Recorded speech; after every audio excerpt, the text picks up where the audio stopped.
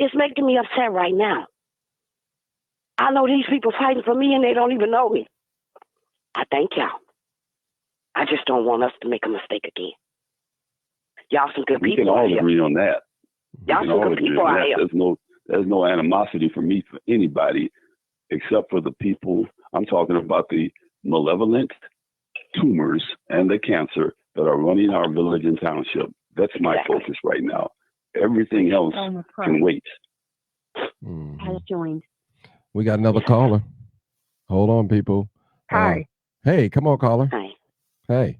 Hi, this is Thelma Price. How you doing? Hey. My other phone just shut down. Oh, okay. But I happen to be listening to one of our beautiful residents, and this is all I can say. The residents have to stay engaged. It was a time that it only would be 5 residents at the meeting. Dan Lee was there. Sherry's a part of that. Mary Avant. And she had people from Chicago in our meetings clapping for her. That wasn't even a part of Dalton. So what I say to my beautiful residents, if you got to be engaged, everybody got to be engaged. You got to go with Tea with the Trustee. That is the platform that the trustees have created for residents. If they're afraid, they can come there. They don't videotape the meetings where you can ask those hard questions. But if you're sitting at the house, not coming to no meetings, not doing nothing, it's like, come on, you got to make your voice be heard. You have to. I understand exactly what you're saying, sweetheart. And I'm sorry if I was talking loud. I'm sorry if I was talking loud, baby, but I know what you're saying, and I'm not trying to bash you. But what I'm trying to tell all the citizens of Dalton, even after the clean house get in, y'all got to stay engaged. You got to hold everybody accountable. That's my point. We all got to take some blame in this. And my thing is, Miss Thelma, how could we prevent it from happening 20 years from now? We got to stay engaged. Go to those meetings. We got to stay engaged, but we just can't keep hiring people just because you're my friend. Correct. And we got to really vet people the correct way. That's what I think. You know, and I don't think anybody on this panel is saying that against you. But what I'm saying, we gotta stay together. If we start dividing ourselves like that, we're not gonna win. We cannot be dividing, second guessing ourselves. We on the right track. Clean House is the right people that's been doing the work. So why would we look at anybody else when they've been doing the work? Can I ask you a question, Miss Thelma? Yeah, baby. And I just love seeing you on TV and everything. Oh. I don't want nobody to get mad at me. No, and nobody is getting, this is not the platform for anybody to get mad at I agree with everybody that she should go. She shouldn't be here. Correct. But am I wrong for thinking if this happened, I need to check everything now? This is what you're saying, baby. Let me check your shoelaces. Let me check this. That's all I'm saying. I'm afraid. You're not wrong, baby. We're not saying you're wrong, but what I'm saying, we will destroy our movement if we start second guessing and letting people come in that only lived here for 2 years, and we've been fighting this battle close to 4 years. We can't have that. We can't be double-minded like that. You know, she got to get out of this town, and we're going to make sure she get out of here because she's no good for us. She has took this town all the way to the ground. We're going to hold Jason accountable. We're going to hold Clean House 2025 accountable. Be held accountable. We got to make sure this cannot We're not going to just let them. Again. We're not just going to say, okay, Clean House 2025, get rid of Tiffany and do what you want. No, Sherry. Please, can I share something? Can I share something about Jason House? What I have spoken to him in private. He wants to be held accountable. And he wants the residents' input. And he was saying, well, you know what? I want to have committees where residents can have a voice. We ain't never had that. So that's huge. And I challenge you. Have you been to a Tea with Trustee, baby? No, but I didn't have a couple of them come to my home. And beautiful. I want you to come. You gotta come to Tea with. You got to come to Tea with the Trustee. And Jason, all those trustees, you can put them in a corner and just talk to them, and they're going to talk to you. But if you've never been to about Mr. Jason is, us residents, don't nobody want to hear the stuff Tiffany got to say. Correct. Jason, come and shut her down. That's all I'm saying. Oh, He said, "Hey, they all Ladies. shutting her down," but I'm gonna let you. Ladies. I'm gonna let you go because I want them to be. Go ahead. I'm sorry. We got a new caller. 3231. Oh, okay. Come on, new caller. I'm gone, Martin. All right. I love Thank y'all. you. Thank Bye-bye. you. Thanks, babe. All right. Hey, caller. 32. Hi. Hello. Yes. I was just happened to tune in. I just actually come in and I tuned into your show and I was listening. I have to agree with the caller that was on there saying that we have to check out everyone. Yes. I'm a firm believer, and I'm going to say this, and I've been saying this from the beginning. When Tiffany was a trustee, I saw how her disposition was and how she conducted herself. And when I look at some of those trustees, they have also been on the board along with her. Mm-hmm. So I am just not convinced that they didn't know how she was as a person. And to run on that ticket with her and to fight as hard as they fought for her to get in that office, why wouldn't we not check them out as well? Jesus fucking Christ. What do you mean check them out? That's what I said. Check them out. Everybody. You mean like vet them as far as voting for them, or just have an FBI investigation? No. It's like, make sure they qualify for the job. Their background matches the job description. Mm-hmm. Yes, I'm talking about as far as voting for them. And that goes for everyone that's on the ticket that's running for mayor or running for any position. I agree. You so cannot yeah, I convince think me. everybody should do that. Thank you. I did it for me. Right. I also did it. Every last one of them has an expertise that Dalton desperately needs that is not present right now in the current administration. You can look over all of their resumes right now, and you will see the level of expertise from everybody on that ticket. And I challenge you to do that. Okay, well, let me say this. I hear everybody say they've been fighting, they're qualified, they're all of this. But you got all these qualified people sitting in office, and this is the situation we're in. So we're in the situation because of Tiffany. When we're in the situation that we're in now? We're in the situation because of Tiffany. Well, you know what? What people will realize, oh God, Tiffany ain't just running this thing by herself. It takes everybody to run it. So we keep wanting to separate the administration. You got half of the team over here, you got the other half over here, and nobody's suffering but the residents. And this is just bad leadership all the way across the board. When you look at these meetings, this half don't show up at the meeting. This half is mad at the other half. The other half don't show up at the meeting. All of it is just very unprofessional. So why should we constantly keep recycling the same people that have sat in these seats for years and have not literally produced anything? Why should we keep putting them back in the seats? So who's running? Are you running? I'm asking a question. I'm a resident. I'm saying who else? I mean, whoever we vet who's running. The people that I see that are running, I've looked into them and I've made my choice as to who I'm voting for. And the thing is, when I start coming to these meetings, everybody automatically assumes that everybody is just House 2025. When I first personally started coming to the meetings, everybody automatically assumed that everybody is House 2025 because everybody wants Tiffany out. Yes, I personally want Tiffany out myself, but we cannot assume that everybody is just for a certain team or go off the emotions of hate or dislike or we don't want the person in there. Exactly. Because the minute I said, I'm speaking from personal experience. The minute I said, no, I'm not for Tiffany, nor am I for House, I got some of the most nasty dispositions.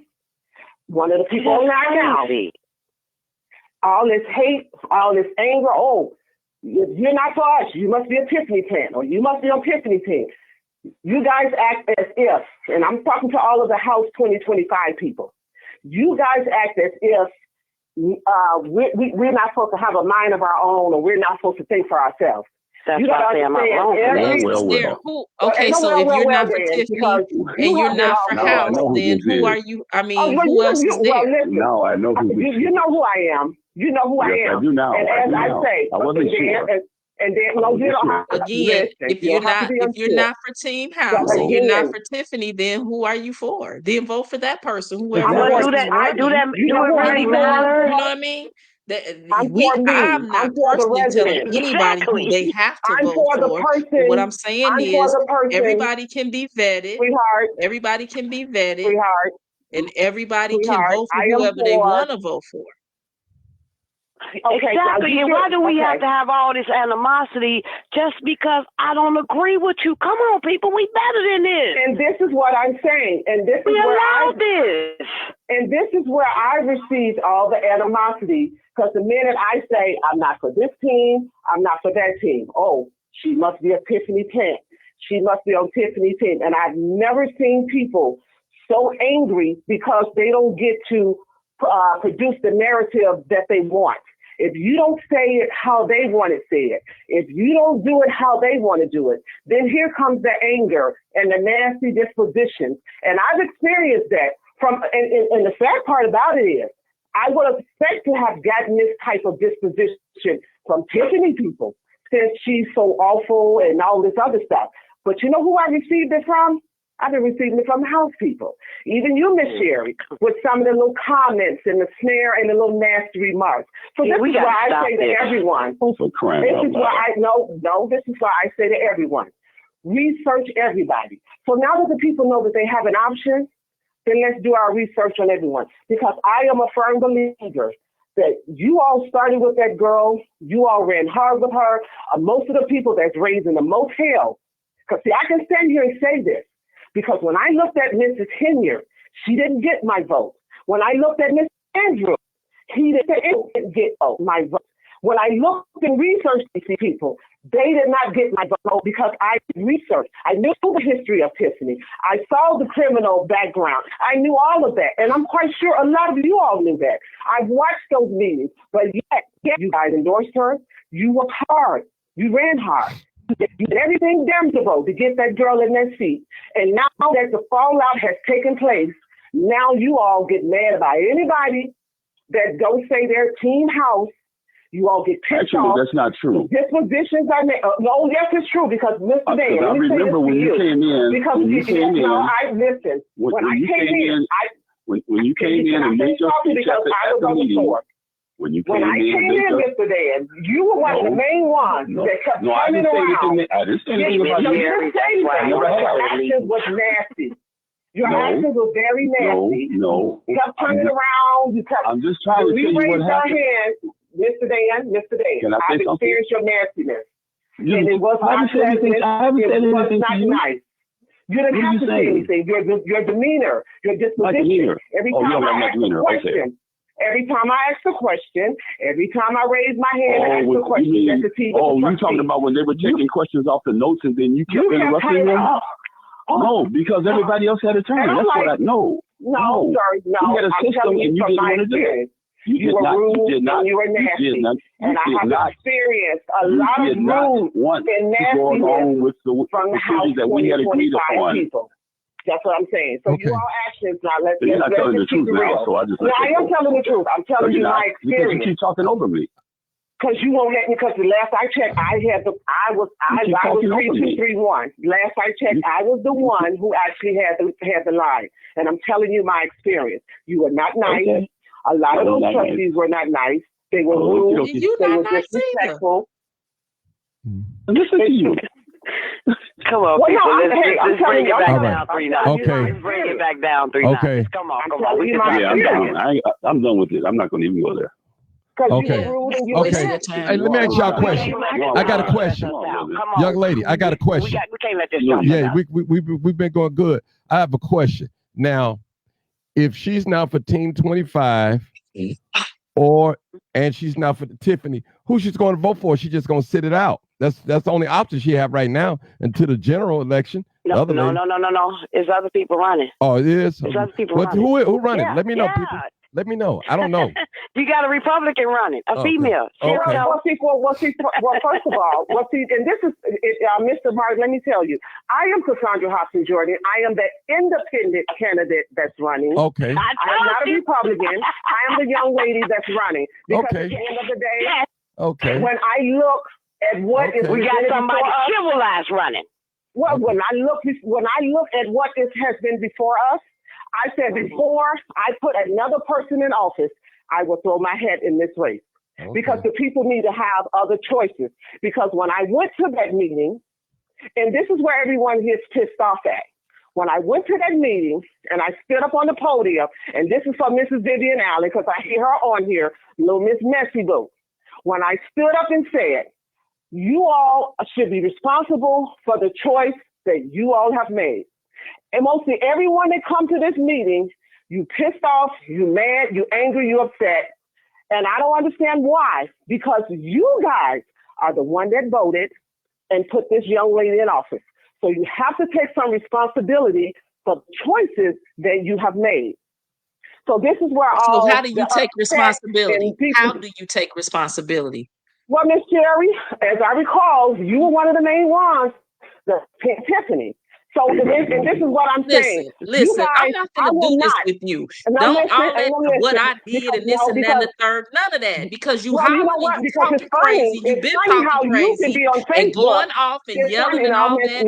I asked you a question. You just can't answer the question. You running for mayor and all you can do is talk about me. You did this and you did that. No, funny. You keep yelling and screaming. You don't and talk about what people did. Why don't you just answer a question? Let it go. It's not worth it. Sweetheart, it's just funny how on Facebook, Dalton Politics, and you all can spread all this. You're not answering the questions. You called in to ask questions, but you won't answer questions. You just said that you were running for mayor. Because I didn't hear your question. How do you think we should take responsibility? Maybe if you give us that answer, give us the answer of how we'll do it, maybe we will. You know how to take responsibility for your choices. You guys made the choice. And how do we do that? We made a choice and voted for her. We made a choice and voted for her. She did a bad job, and we made the choice to hold her accountable for that. They are not House 2025. So look at Miss how do Vivian we Allen. do I know that? she watches We vote because I her want to out. address her as well. Oh, she's a Tiffany plant. I know for a motherfucking fact. I've watched the crazy videos. I even sent the stuff to my lawyer. She's gonna win for mayor. So watch all the slander and the hate and all this stuff that's going across. You never took the time to get to know a person, and I'm willing and open. We losing focus. She's not the issue. Get to know who I am, the whole 9 yards. This is who but running. I see the Dalton politics. These are choices. The slanders Tiffany, and the her, videos and and all this other now stuff. what makes sense to you y'all? guys want us to listen to you all and put the person that you want back in office when you guys have not exemplified true leadership and what it means to be responsible and to act like human beings. I would have expected you won't even let nobody talk. You call people rude, and this is rude to the utmost. Okay. To the 10th power. You won't even stop and let people talk. You ask a question. If I ask you a question, how do we take responsibility? Answer the question. You're running for office. I'm not. You know how to take responsibility for your own actions. No. I can't tell you how to take responsibility. I'm 56 years old. I'm not just telling you of my experience. You guys have been rude. You guys have been nasty. You guys have been okay, what have I done to slander you? You don't even let a person get a word in. What have I done to slander you? Do I need to pull up the Facebook post? Example. Do I need to put Miss Dan? Listen, I respect my elders. But I'm going to say this, sir. I'm going to say this, sir. You have been rude. All right. Okay, 32-21. Yeah, 32-21. Hold on, y'all. Hold it. 32-21. 32-21. I need you to calm down for a minute, okay? If you want to come on here, hold it. But you listen. Okay, listen. I'll give you a show. You can talk all you want to talk by yourself whenever you're ready. Just call me. Let me know. Cool. But right now, I don't want to flip the script negative about you. Okay. Or we. No. Okay. No. I truly understand. And I just wanted to throw that out there because when I see folks bullying the lady trying to convince her why she should. We've all been bullied. I've been bullied too. I've been accused to support Tiffany too. I can't be down the middle on none of this stuff. Even I'm the host. I don't supposed to take sides. Now I've said publicly I don't support Tiffany. I don't. I mean, do I? Listen, and I appreciate you. You're the only blogger or the YouTuber that I have actually listened to that has not had a biased disposition. Right. And this is why I like your podcast, because everyone else, it seems like when you don't speak the way they want you to speak, then you're Tiffany plant, or you must be Team Tiffany. And people need to realize and understand that people are entitled to their opinions, their views, and to feel how they feel. You don't get to paint the narrative. When I look at this Dalton politics page, it's supposed to be for people supposed to 32. be able to voice their opinion. 32. You don't get to change the narrative. 32, 31. Okay, hold it. Okay, thank you. We'll have a moment. She was talking so much, it won't answer a question. When she sit up and she talked about having Tiffany's criminal background, if you really did the research, she doesn't have a criminal background. She was detained and no charges were ever made. You looked at a mugshot and just said she was a criminal. But that should be enough to even think about putting that in office. Again, she was detained and the chart, and I'm not Team Tiffany. And so for her to sit up and say, you know what, you can think or vote for whoever you want to vote for. I have not come for that lady. She just don't like the fact that I'm not supporting her. Now, what makes you think she Tiffany 2.0? Being disrespectful. I looked her up and she's not my candidate. I'm older than her. She calling me sweetheart. Stop. We're not doing that. Next. Okay. We got a new caller, y'all. We got a new caller. I'm sorry about that. Sometimes I'm a little bit under the weather, but it's okay. We getting point across. I learned some things today, like, wow, and I hope I have too. Okay. 470. Are you there yet? They're coming in now. 470. Do they come in? I think it's a great show. Overall, we learned some things. Here she is. Okay. 470. And again. Hold it. Sorry. 470. Come on, caller. What's your question or comment? Hey, caller. 470. You're live, uncut, unedited. How you doing, Martin? Hey, how you doing? You shared. Great interview. Jedediah. I was wrong. I thought I was blocked, but I guess y'all got too many callers. It's hot over here. I just wanted to make a few observations. No, hold it, Jedediah. Jedediah, hold it before you even get started. Let me just say something to you real quick. First of all, that video that you played the other day, I ain't had nothing to do with that. You know what I'm saying? That was old. So don't try to drag that old stuff back up, man. I'm not trying to start no fight, but I'm with the fight. I'm down with it. So I'm just letting you know. Don't let your people steer you in the wrong direction because they don't like me. So you listen. I ain't got nothing to do with your people. And listen, they better not come over here talking crazy because I'm going to barbecue them. But go ahead, Jedediah. That's all I had to say. Go ahead. Y'all crazy. We got the good barbecue, Martin. We out here now. But look. Go ahead. Look, we can deal with that when we need to. But right now, I want to say this. For the people who keep talking about people taking responsibility as it relates to voting for someone, you got people all over this country being indicted with and without education, with and without great charisma and talking points. At the end of the day, nobody could have foreknown how Tiffany was going to handle the mayorship. You have signed, but to make people responsible for the decisions of someone that's sitting in a seat is the highest form of political ignorance, because the way that resident can do the work is to simply be engaged.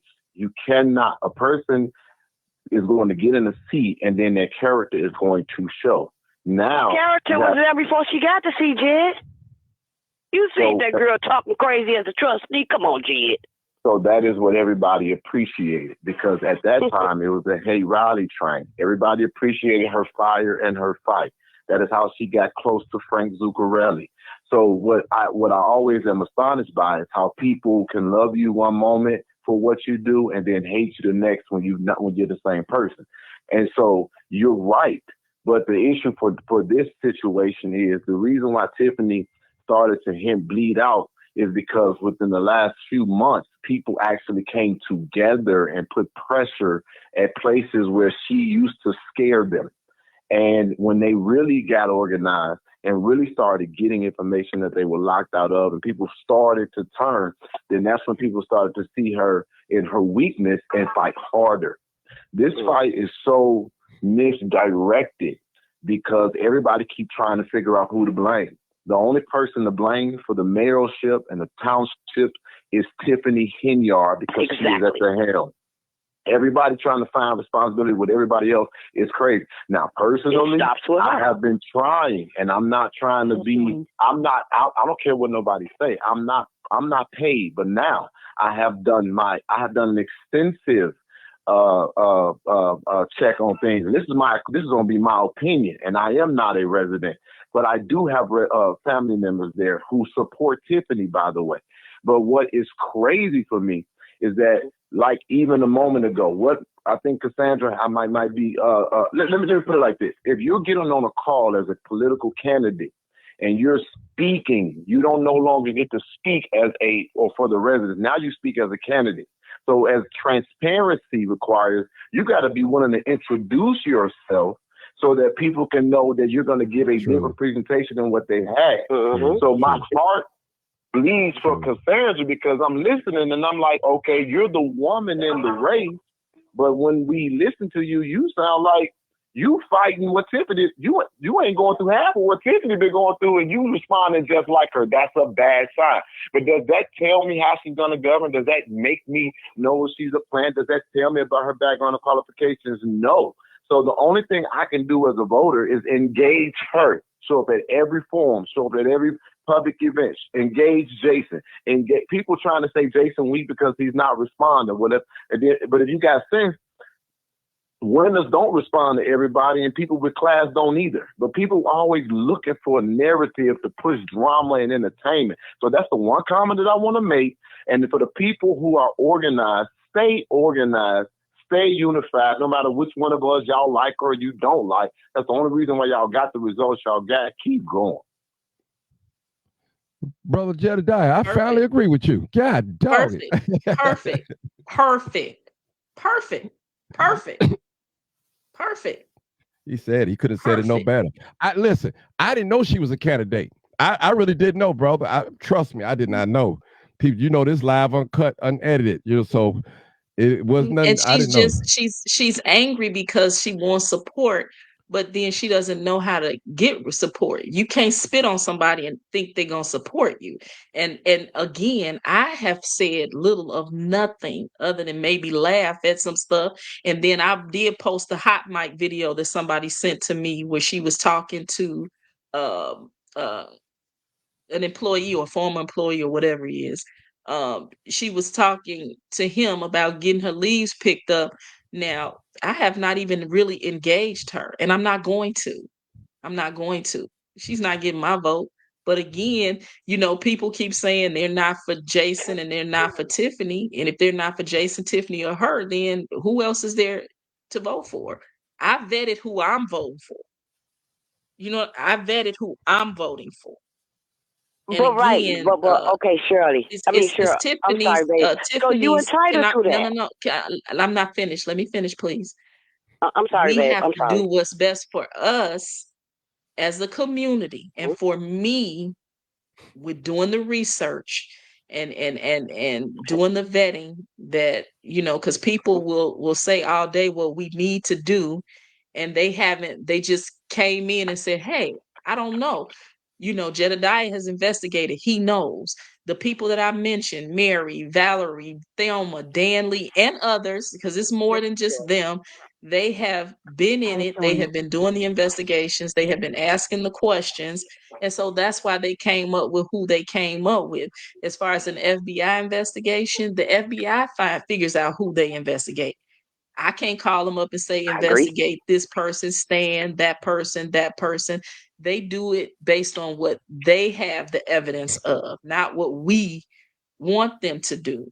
So again, we, vote for whoever you want to vote for. We can't pressure nobody into doing nothing.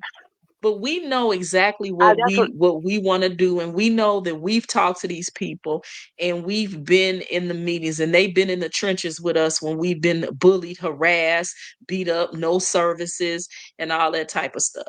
Though the people that are speaking on this is because it's what they've been through, and not because, there are a lot of people who live in Dalton and who have not even moved. They haven't moved. I know some people who have said to me, you know what, I've been here 30 years. I just can't wait till she's gone. But what are you doing to get rid of her? Mm-hmm. That's it. That's all. That's what this is about. That's what this is about. Again, making sure that our community has the best. And again, vet everybody. We got Jedediah. Hold it, Jedediah. We got I think we got that candidate. She called back again. So I guess I don't know if she called back. What did you want to talk about 3231? Okay, I just want to say this. Let me just say this. As I called in earlier, I called in as a resident, and like I said, most people and most of the 90% of the village know that I am running for mayor because I've actually taken the time out to go knock on doors, to actually speak to people, the whole 9 yards. Been out there for weeks. And weeks at a time, knocking on doors. I actually knocked on over literally 500 doors, speaking to the residents. And let me say this. A lot of the people that I have physically spoken to, they don't want House either. They don't want Tiffany either. And they are so glad that they actually have another option. So with all this craziness, and all this other stuff.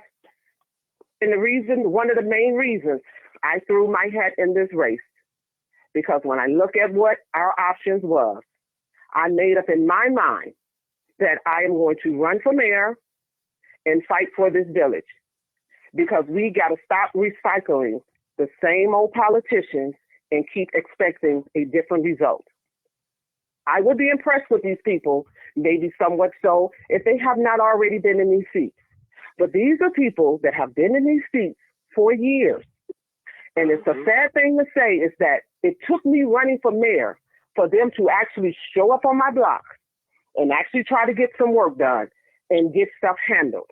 I said, wow, all it took was for me to run for mayor.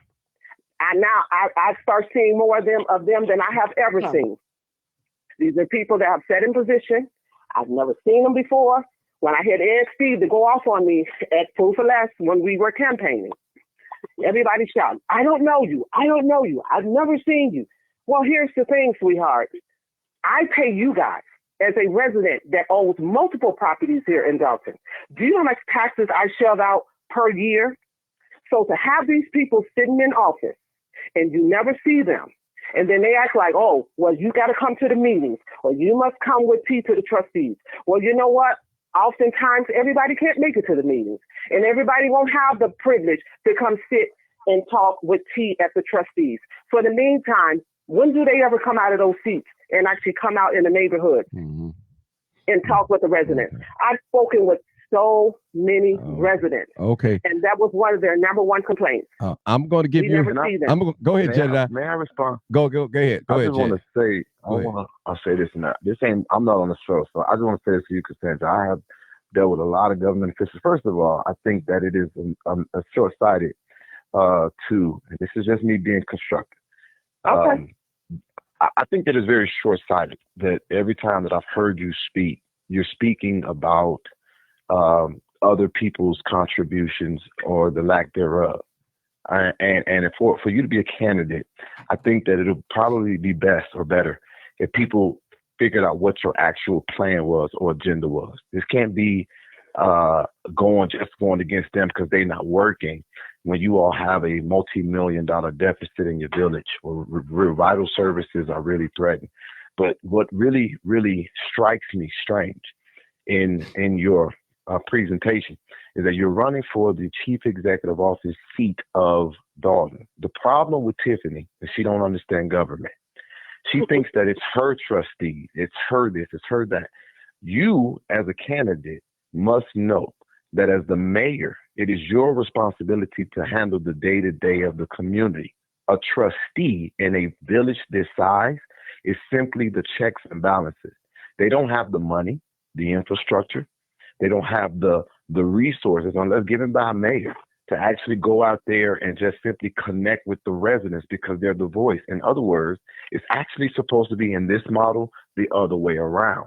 So the indictment that's being made against these trustees is actually misguided. It's supposed to be the residents pursuing them because they get at best a stipend for a part-time role of accountability so that you all have mechanisms in place so that the actual executor cannot overrun your town. And in the purest observation, unfortunately, your narrative is factually incorrect because they almost started fighting her the first moment she took the seat. They were seeing a difference in what they were hoping she would do, and they began to challenge it. So I don't really understand at the core of me your true disdain for these trustees because in essence, by description, they're doing their job. Can I ask you a question, Jed? Can I ask you a question?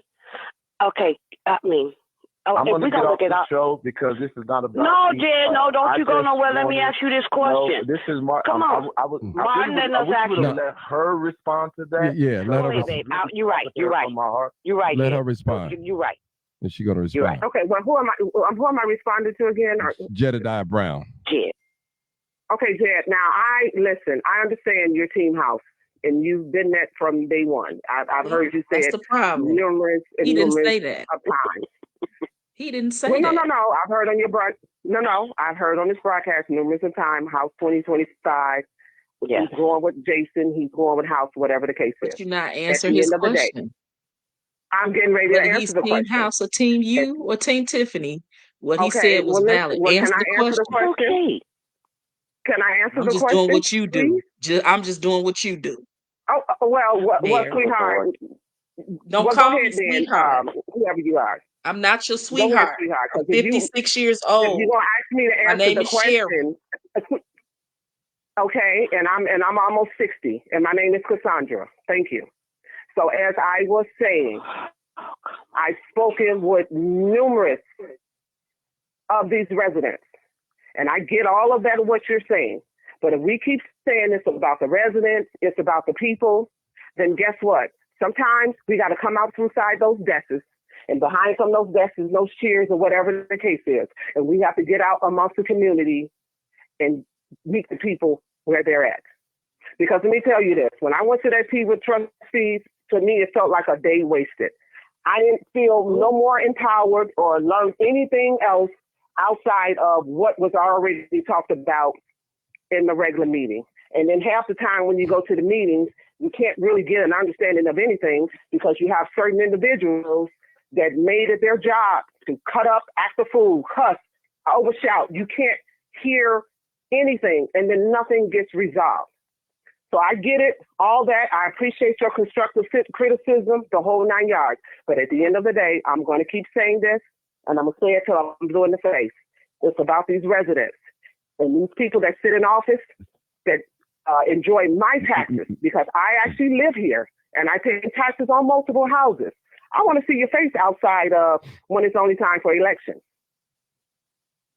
Okay, so out of curiosity, this is my last thing I'm gonna say because I don't think that my question landed well. My response to you was not about support of anybody. I don't have a real vote or dog in the fight. Like I said, my family members that's there, I think they voted for Tiffany. I keep saying it on the record. But for me, when it comes to you, so let me do it a little differently. You all have had $6 million actually come to your village, hypothetically, according to what Tiffany said. She spent that money, and that money is not coming because according to my sources with the state, that money never came and is not coming. So how are you, as a candidate, going to fix the multi-million-dollar deficit that the village has beyond you talk to some residents, they won't change, and we can't do the same thing. So, like, how you going to solve the financial crisis of my cousin and my auntie and my little cousin and my other cousins? Now, this ain't got nothing to do with who I support. Now, I'm telling you who I'm asking for. regardless of who them idiots voting for, how is my cousins and them going to be able to sustain their residency in the community? Huh? Stop it. First of all, I'm talking about my resident. That's why if you ain't arguing with me before, you ain't no real Chicagoan. Kiss me. Nah. You know I'm from. How you with that $6 million? Well, first and foremost, I have to get actually in the seat and get access to the records because we only hearing what people are saying. We only hearing what Lori Lightfoot is saying, but we haven't gotten any real true evidence. That's only about what Tiffany said. $6 million is already spent, and that's only what Tiffany saying. But Jedediah, until I said that it's not coming, how are you gonna get the money? Listen, I got plans on how I'm gonna get the money, but I can't say what is what until I actually have the actual physical books in front of me to see what is what. All right. So now let me ask this question, since everybody wants to know how you gonna solve it. Well, I haven't heard any of the other candidates say how they're gonna solve the problem that they actually created. I ran for alderman of the third largest city in America, and I had to put up a financial plan as an alderman candidate. And what makes you think I don't have one? About the book. And so one of the things that I was doing, or we thought to do, was co-op within the community because it also served as a food desert. And we figured out who and identified who our investors would be and what would be the residence requirement. And that's how we were going to try to solve two issues at once. You may not give your full formula, but you're a candidate in the 9th hour. You got to be willing to give us some kind of understanding instead of all of the, you are required above the threshold of a YouTuber at this point. We know people won't change in their mind, but what you gonna bring? Because guess who do got access to those financials? The trustees. You literally just made yourself lesser than them as a candidate. They know what the financial condition is. Okay, and that's fine. They know what the financial records is. At the end of the day, and look at the mess that we're still in. That they're not the helm of. Okay, I'm done. Well, you can be done because I already know where your energy and where your loyalty lies. So talking to you would be just like beating a dead horse because you already got your mind made up. But at the end of the day, I do have a plan. And I'm going to speak that plan. I will speak that plan to the people that's most important, the voters. Those are the people that I have to prove myself to. Not YouTubers that don't live in Chicago or that doesn't live in the village that's not paying the taxes. Because that's where my loyalty and my work has to go towards. When I go to the grocery store there, when I visit my relatives, y'all with this whole tired ass. That's what now is not tired. Because at the end of the day, I do. Sir, you can't compare buying gas to paying. Get a new tagline. It ain't got nothing to do with no loyalty to nobody. Let me say this, Mr. Brown. Simple question. Okay, I got just one question. If it don't got nothing to do with loyalty, sweetheart, I'm sorry if I said somebody sweet. I'm just sorry. But if it don't got to do with loyalty, Jed, I just want to ask you, just help me out with this. Am I wrong for... No, I'm just asking you a question, sweetheart. And I'm sorry for calling you. Sweetheart. But I'm just asking you a question. Am I wrong to think outside the box? Okay, if this little crazy girl did all of this to this town, screwed us over, am I wrong to protect myself for the next 30 years? I want everybody to be investigated. I want to make sure they have college educations before they sit up in these seats. That's all I'm saying. And Jerry, you can't get wrong for me for trying to think that way. And you're not wrong. And I appreciate you thinking that way. That's how I know for a fact that your apology wasn't genuine, ma'am.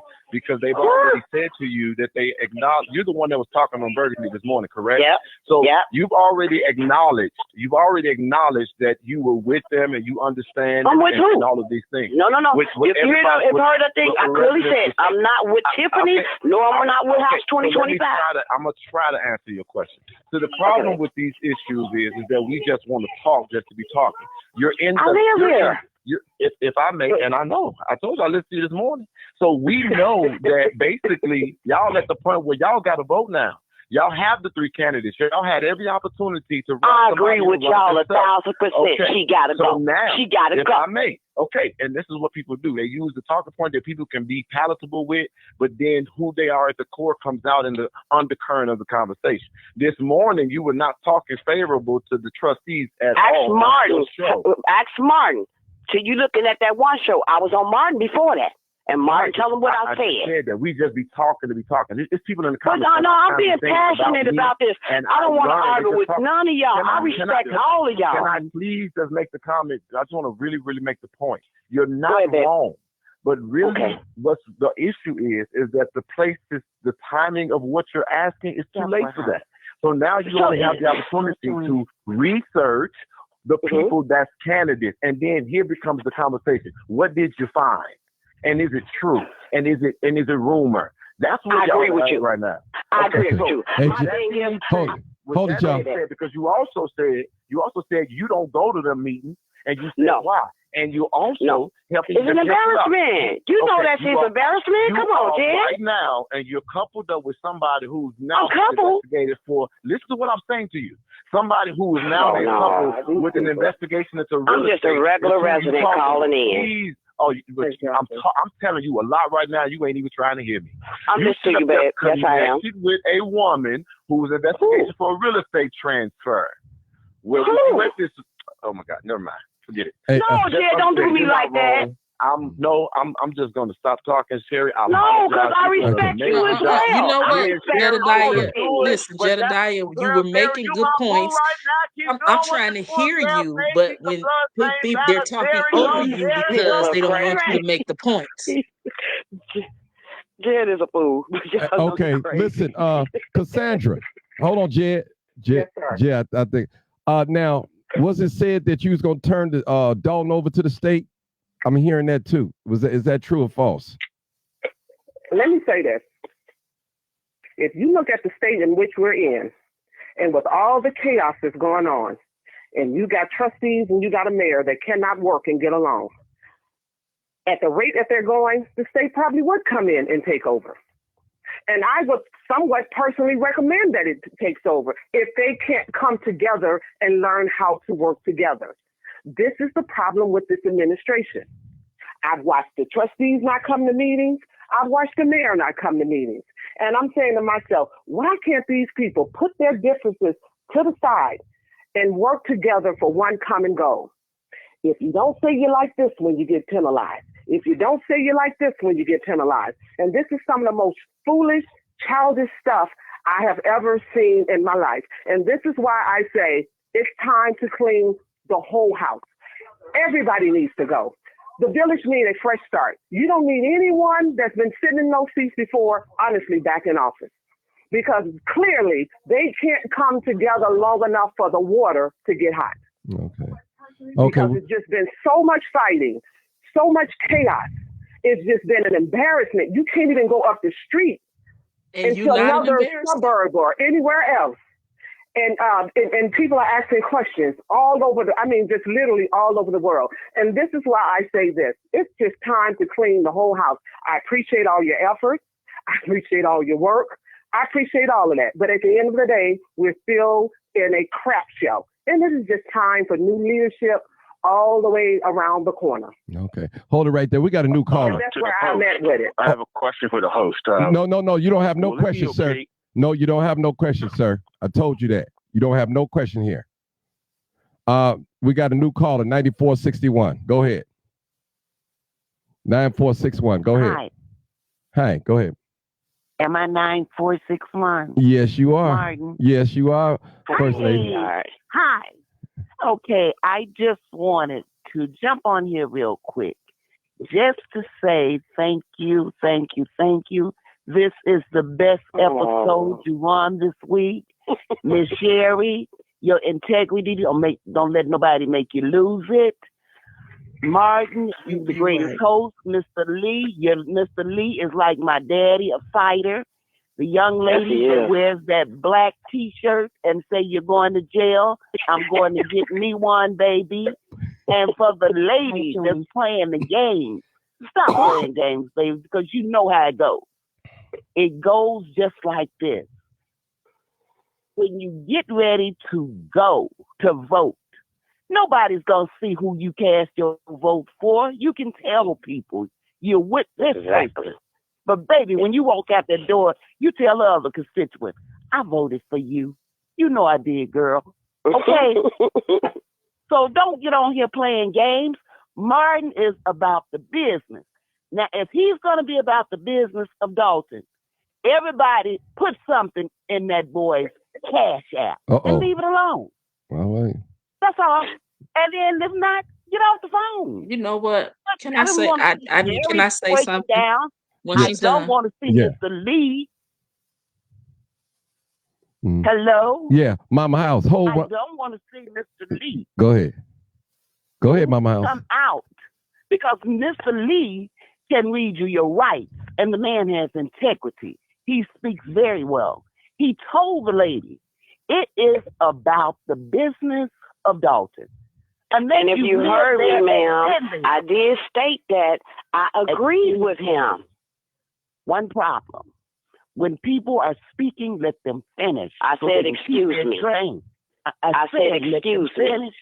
Yes, ma'am. But what you're saying it over and over every time somebody speaks. We don't want ma'am, I live here. I pay a mortgage here. And if somebody's speaking on the bills I'm paying, I think maybe it's time I got a right to say something. In this this ignorant, no ignorant guy keep calling. I'm gonna block him. You know what? I didn't call to argue.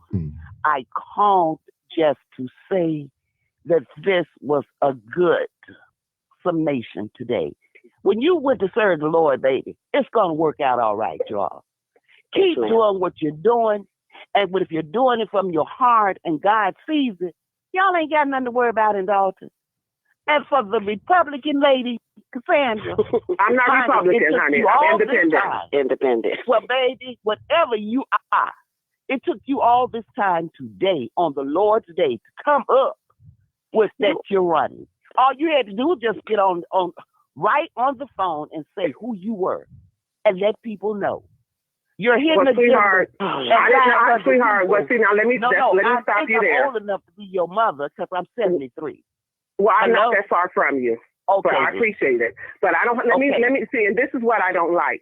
When people don't speak the way they want you to speak or say what they want you to say, then you have a hidden agenda or then you have a hidden motive. Well, let me say this, ma'am. I don't have a hidden agenda, nor do I have a hidden motive.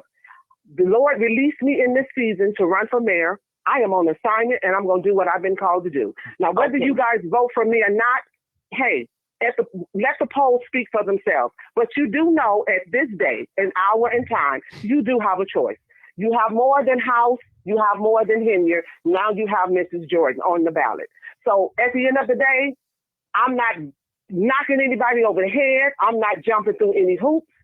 I'm going to run this race. I'm going to run it clean and do what I need to do and then let the chips fall where they're made. So you just know that you have options. No. And I don't have, and let me stop. And I don't have a hidden agenda. Okay. I have plenty of integrity. Let me say this. Okay. Let me say this. I'm done. Well, you can be done, but let me say this. I have had numerous of people to reach out to me to ask to work this campaign. And they have come to me and said they have plenty of dirt on all the candidates that's running. And I have said, listen, I will not go on a smear campaign. I will not be trying to dog anybody, although I've been starting to get dogged and I'm a Tiffany plant and I'm Tiffany too old and all this other crazy stuff that folks are throwing out here, which I could care two lessons about. But at the end of the day, I could run a smear campaign and do all this craziness, but I will not. And I've had numerous of people to reach out to me and say, oh, I got the dirt on him. I got this on them, and I got that on them. And if you let me work with you, I can put it out there. But guess what? I have integrity. I don't feel like we need to do that. And I've said to numerous of people that's working for House's team, that's working for Tiffany's team, as I said to the young man when they challenged me. And people took a moment of me joking with him to break the ice. Because when we sat down at the desk, I saw that the young man was nervous. He was fidgeting with his phone. I knew the mic was on. The mic was right there. I take life serious, but I wanted to lighten up the moment because all of us were sitting there and he were in the room representing himself. And I said what I said to him to break the ice. I don't need the markets to pick up my leads. So they made whoever did it, made a little slandering video. Oh, she's trying to get her grass and all this stuff picked up. I said that to break the ice. I went on Jedediah to break the ice because a lot of people were saying, we don't know who she are, where she come from, whatever the case is. So I put myself out there to break the ice. But at the end of the day, I'm on an assignment. I've been talking about running for mayor. God put you on your assignment, baby. And he put me on the assignment, and I'm going to stay on the course. And I'm like I said, I'm not begging anybody to vote. I'm not doing any crooked stuff. I'm not slandering anyone. I choose not to do any of that. I've gotten emails. I've gotten phone calls. I've gotten all kind of stuff that, listen, I know all kind of dirt on all of them, but I choose not to do that. And I tell each and every one of them, we all can speak to each other. We can all be cordial to one another. Let's just run the race and may the best man or woman win. And that's it. And that's all. All this other crazy stuff, slander, I'm not interested in any of that. So all this craziness and negative, well, what are you going to do? What are you going to get? Well, at the end of the day, I'm still a resident. Okay. And I have yet to hear any of the other candidates speak about how they're going to pull us out of this situation. Okay, Cassandra, hold it. Yes, I'm running for mayor. Okay. But I'm going to do it with integrity. I'm going to do it with morals and values. And that's how my race is going to be raised. I'm going to give you a show, Cassandra. No problem. I got this Sherry. Crazy. Okay. We got a new caller, but you want to go, Sherry, or we'll take a new caller? Let the caller go, and then I'll go. Okay, 219. Come on, caller. 219. Come on, caller. Thank you for holding so long. Thank you so much. Is that me? Yeah, that's you. That's you. Okay, I'm just saying peace, love, and blessings to everybody. Bless your heart. No, it's not. Oh my God, I've been following Martin for a long time. Right. And that's what that's what he does. He lets everybody speak. I've learned a lot from Martin Johnson's life. And I know he about peace. That's why he keeps saying that. And I am with Team House, what they call the Clean House 2025. Yes, ma'am. I'm just letting everybody know. I've been watching this stuff for a long time.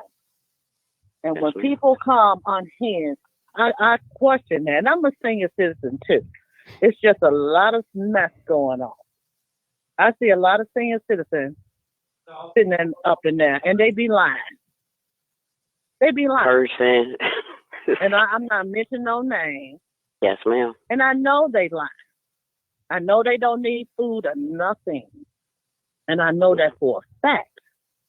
And I know a lot of stuff too. I'm just calling to say peace and blessings. Can I ask you a question? Yeah. Can I ask you a question? Let her finish. Let her finish. Let her finish. Let her finish. Okay. And I'm just saying, I understand a lot of conflict goes on in everybody's life. You can marry a man and pray to God and all that kind of stuff. You don't know what that person's going to do. Let's just keep it real. And Martin tries to keep peace in our communities. He tries to understand our community and tell people what they should and what they should not do. Yes, he does. If you sitting with a criminal, I listen to him a lot. And I follow Martin for that reason, because he speaks truth. And I'm going to say that about him, the same thing about Jedediah. I don't care what they did in the past. What are y'all doing now? That's all I got to say. Just speak the truth. Like he said, we all been sick. Yeah. And that's why I follow him. You got all these people up here going crazy. There's no way I'm going to vote for that lady. She disrespected that lady sitting up there talking about babe, whatever she's talking about. I'm a senior citizen. Stop lying on these things. I never liked it I never liked it. Because I'm a senior citizen. Yes, I can think. I know the internet and all kind of stuff. I went out to Dalton, and they was really nice to me. They are. And ma'am, I'm sorry. I'm going to interrupt you. You said they were nice to you. But you have to understand my experience that I've had with people. Sure. So everybody's experience is different. Okay, well, can I just say what I want to say? Yes, ma'am. I understand how people are.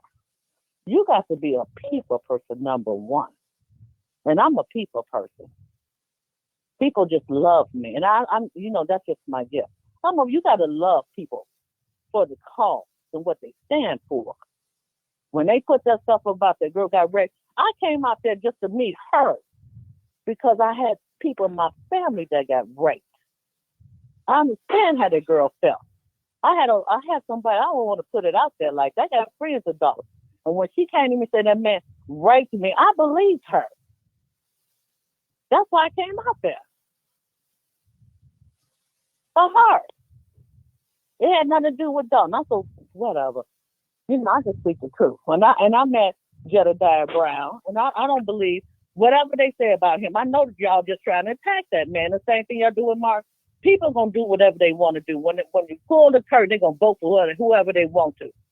And I'm glad this happened because now everybody's looking at the world's government, the politicians and everything. Because we know where we live, in Crook County. Yes, ma'am.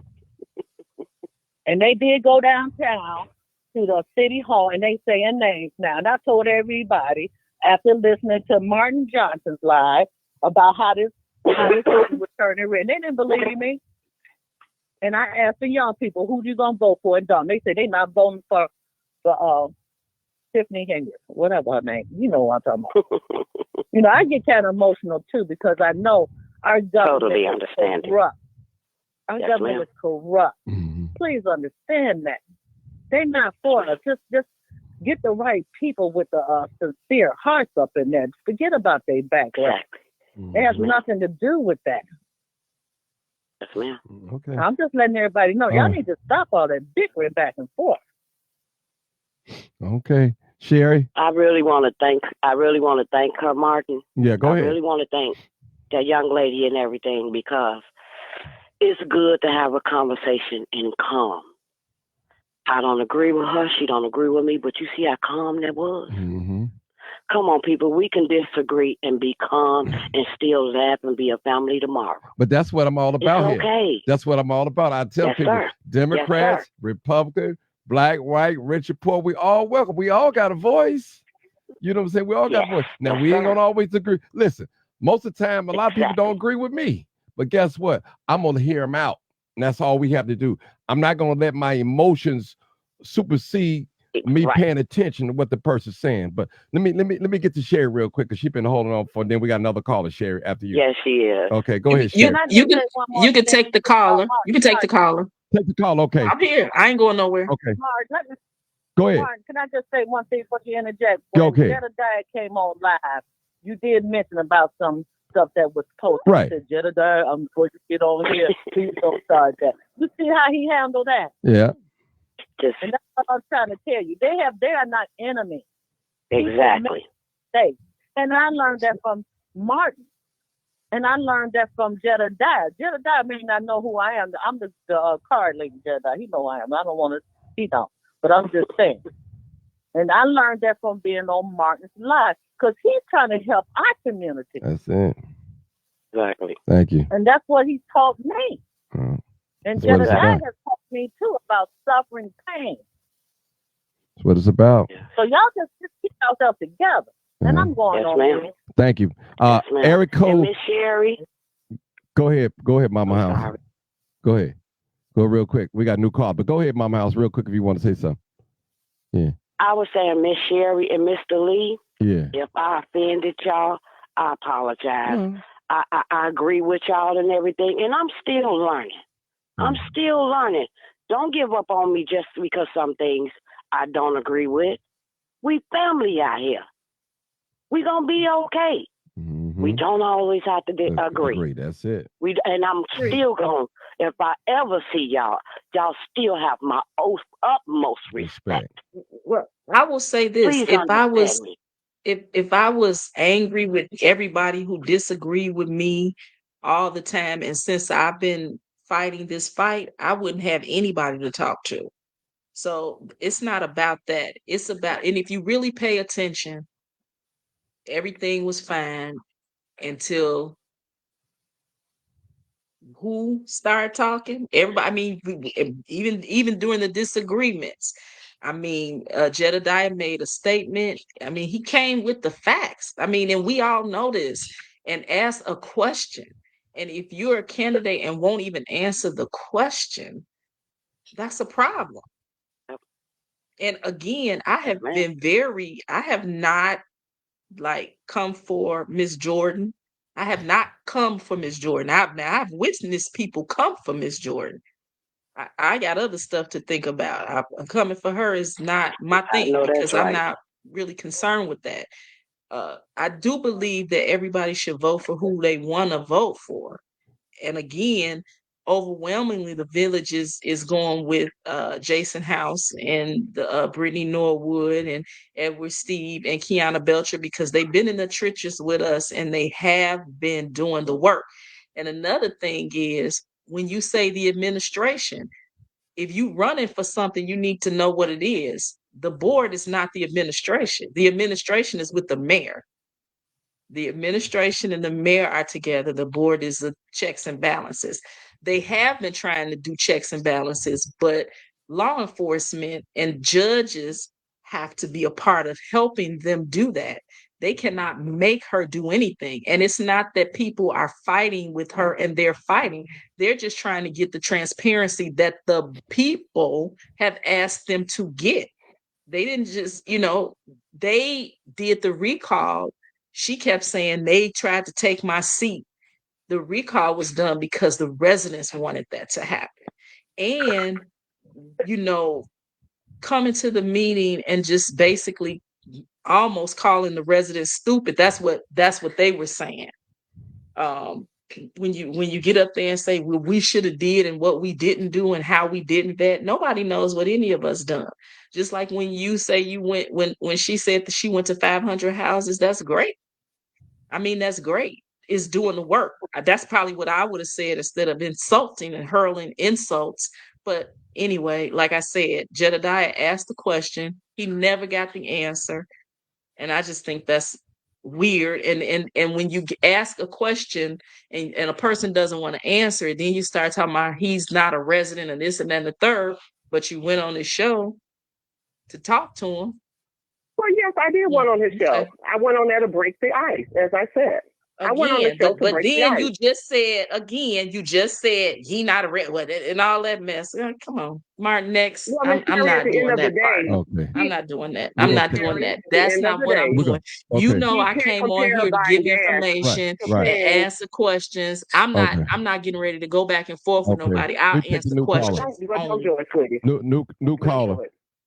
980. New caller. Come on, caller.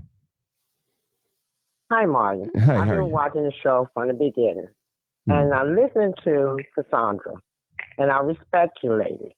But first of all, you kept calling people sweethearts. That was you remember now, you're a candidate. Number two, second thing you came out with was you attacked Vivian on the phone. On the chat. You attacked her off the top. She hadn't said a word to you verbally. Go back and look at the comment. Well, let me. I'm sorry. Ma'am. Go ahead. That's rule number 3. Okay, go ahead. Okay, I'm looking at the chat, and I seen when she was saying what she was saying. You was on here as a candidate. You supposed to be on here to try to get people to vote for you, not to be, as you call her, they're going to miss Nessie.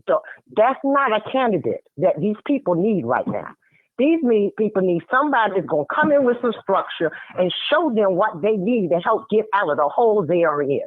And for you to come on here and start attacking Vivian and then Missy to Sherry and talking to everybody like they're beneath you, and I have all these multiple houses, that is not an ideal candidate. That's a candidate. I said I came on here as a resident. Okay, I'm speaking right now as a resident that lives here. Okay, wait a minute, ma'am. You started off as a resident. Then you came on here and told us that you was a candidate. So did you flip from a resident to a candidate, or are you going to stay as a resident? Which one are you going to do? You can't travel the fence. No, at the end of the day, I'm still a resident that paid over $20,000 a year in taxes. And I'm also running for mayor. I'm both. Oh, grand for the money. I'm asking you, what are you going to stop doing that you just did in this broadcast? Well, sweet. Answer. What later? You came on first you came on like you was a resident. Then you came out as wait a minute, let me finish. Then you came out as a candidate. And when you came out as a candidate, The first thing as a candidate, you attacked Vivian. I watched it very clearly, and I watched it very good. Okay, and let me say this about Miss Vivian. And let me say this. I don't want to hear. Wait a minute, ma'am. Well, I don't want to hear nothing about Miss Vivian. No. Well, go ahead. 980. Come on, go ahead, 980. You're a candidate right now.